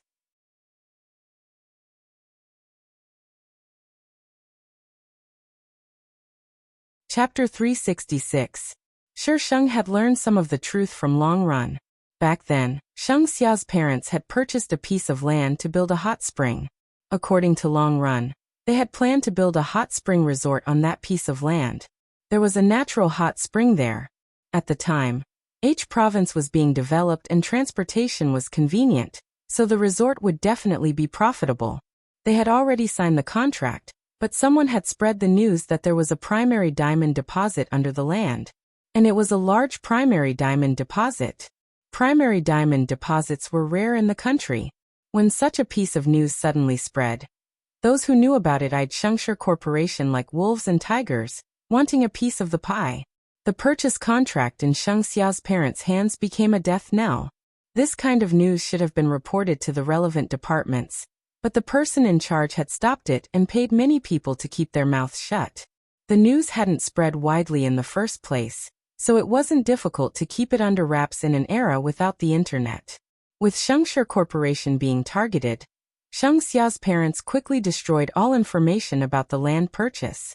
However, their actions proved that there really was a primary diamond deposit there. That was the reason for the series of events that followed. Sheng Xia's parents had been forced to fall into the sea with their car, leaving no trace of their bodies behind. However, the location hadn't been exposed. Even now, they only knew that it was in H province and didn't know its exact location. They wanted to take it all for themselves? Yujio hugged Shisheng and rested his chin on her shoulder. No. Shisheng looked up. If they wanted it, things wouldn't have escalated to such an extent. The higher-ups wanted it all for themselves, but my parents wanted to report it to the country. Who is that person? Yang Huiran. Shisheng softly spat out the name. He's climbed pretty high. Yang Huiran, the country's second-in-command, could be said to be able to cover the sky with one hand. Yujio hugged her quietly. After a long while, he turned her body in a half-circle so that they were face to face. Do whatever you want to do. I can guarantee that you will be able to escape unscathed. Shisheng wrapped her arms around his neck and hugged him quietly. At night, Shisheng was looking through documents when Yujio pulled out a jewelry box from somewhere. Shisheng frowned at him. Yujio chuckled. Your mother left it behind. He sat down beside Shisheng. I got it from my master. You have a master? Yujio rubbed Shisheng's head but didn't reply. Shisheng knew that he didn't want to talk about it, so he didn't ask and opened the box. Inside was a necklace. The design style was a little classical, but it was still fashionable. Even if she wore it now, it would still make people's eyes light up. There was a thumb-sized gem at the bottom. It was blue, but when it was held against the light, it felt like it was filled with water. I've seen her wear it before. Because it's rather special, I recognized it at a glance. Shisheng rubbed the jewel and held it to the light. Inside, it was indeed like flowing water. When she shook it, layers of ripples appeared. Nature was indeed magical. Shisheng put down the necklace and turned to grab Yujio. Come, let's go for a spin. So late. Yujio was surprised. Why don't we go for a spin on the bed? Shisheng kicked him. Can't you think about something serious all day long? What do you mean it's not serious? Making babies is always on the table, Yujio argued. Shisheng's lips twitched. She's asking you to have fewer children. We don't have any. Yujio innocently tugged at Shisheng's hand. Do you prefer a daughter or a son? I prefer a son. He must be as handsome as me. Why don't we have a pair of twins? That's perfect. Shisheng suddenly fell silent. In the past, Feng Xiai didn't have many requirements for children. This was the first time she'd heard such words from him. Wife. Yujio panicked at Shisheng's silence. He hugged her and comforted her. Don't have children, don't have children. If wife doesn't like it, we won't have any. Shisheng shook his head helplessly. It wasn't a matter of whether she wanted to have children or not, but that she couldn't. Do you really like children that much? Yujio paused as he patted Shisheng's back. His voice was a little muffled.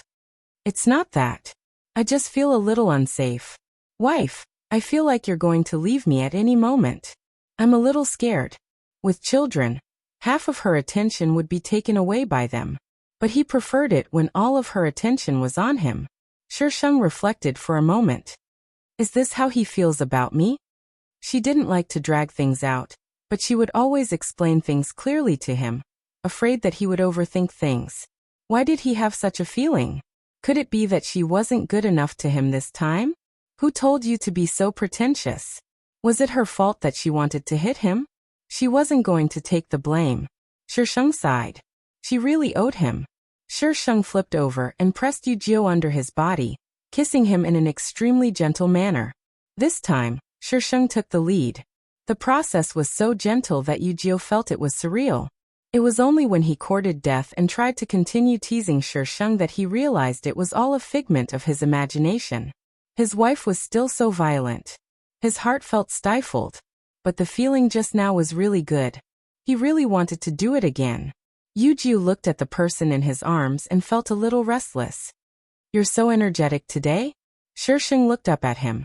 It was too dark, so he couldn't see his expression. Don't talk about being able to see his eyes in the dark. Nonsense. She had to use her spiritual energy to see clearly. Shisheng grabbed his hand and channeled his spiritual energy into his body, circulating it through his meridians. Oh, Yujio groaned. His body felt like it was wrapped in a warm current, sweeping away all of his exhaustion and tiredness. It was so comfortable. Wife, are you really an alien? Yes. Are you scared? No. Even if you're an alien, I'll still like you. If we really meet an alien, I think you'll run faster than anyone else. Shisheng circulated his spiritual energy around Yujio's body a few times before releasing him. Come, little vixen. Let's fight until dawn tonight. Yujio was dumbfounded. It was only when Shisheng climbed on top of him that he reacted, and immediately seized control of the situation. Shisheng felt that he had channeled too much spiritual energy into Yujio, but this guy really did fight until dawn. The first rays of the morning sun poured in through the half-open curtains, illuminating the two people in each other's embrace. Their exposed skin seemed to be coated in a layer of warm light. Shisheng felt a little uncomfortable from the sunlight, and shrank into Yujio's embrace. Perhaps it was because his movements were a little too loud that he woke him up. It felt so good to be able to see his wife as soon as he opened his eyes. He planted a kiss on Shisheng's forehead and glanced at the clock. It was actually almost midnight. When she woke up, she would probably be hungry, right? But he really wanted to hug his wife. He was so conflicted. Should he continue sleeping or cook? In the end, Yujio got out of bed to cook. He couldn't bear to see her go hungry.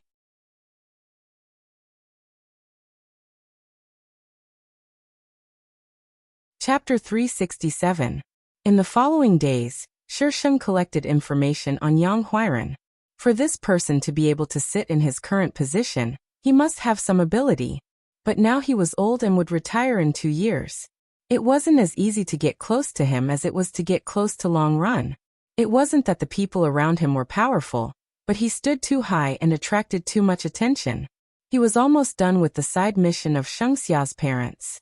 Now he just needed to find out who leaked the news. From Long Run's tone, Shisheng could tell that Yang Huiran hadn't given up.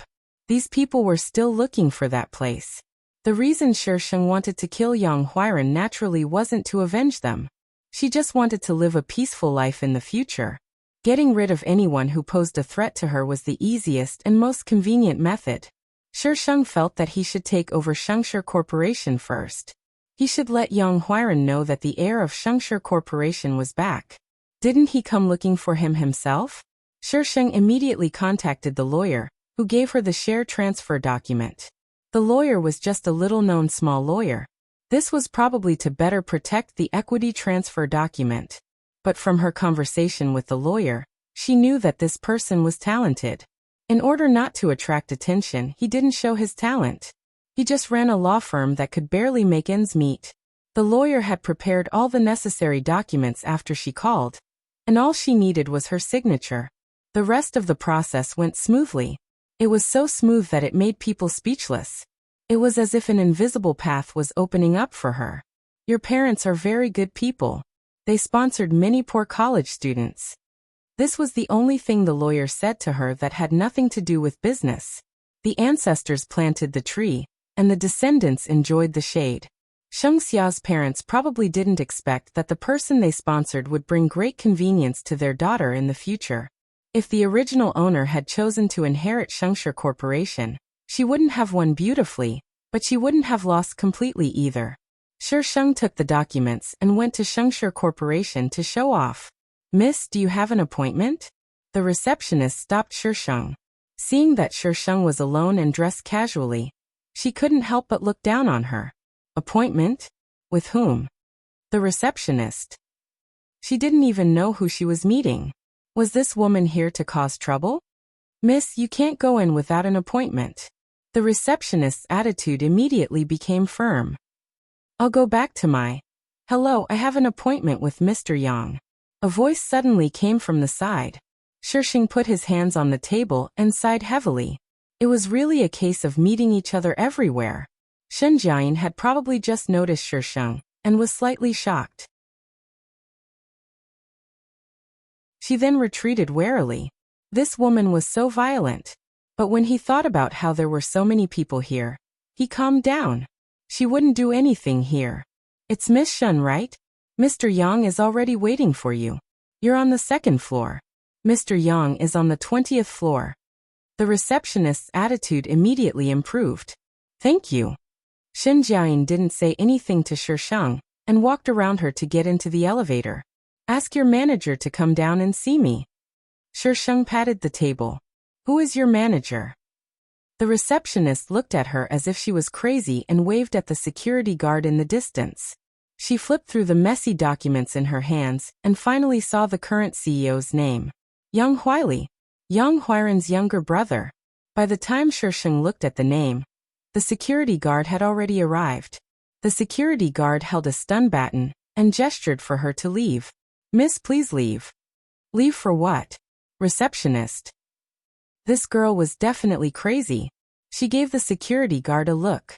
The security guard reached out to grab Shisheng, but before his hand could touch Shisheng, his hand was pushed away by another hand. Shisheng looked at Yujio, who had entered at some point and was speechless. This child seemed to be afraid that she would run away. Sir.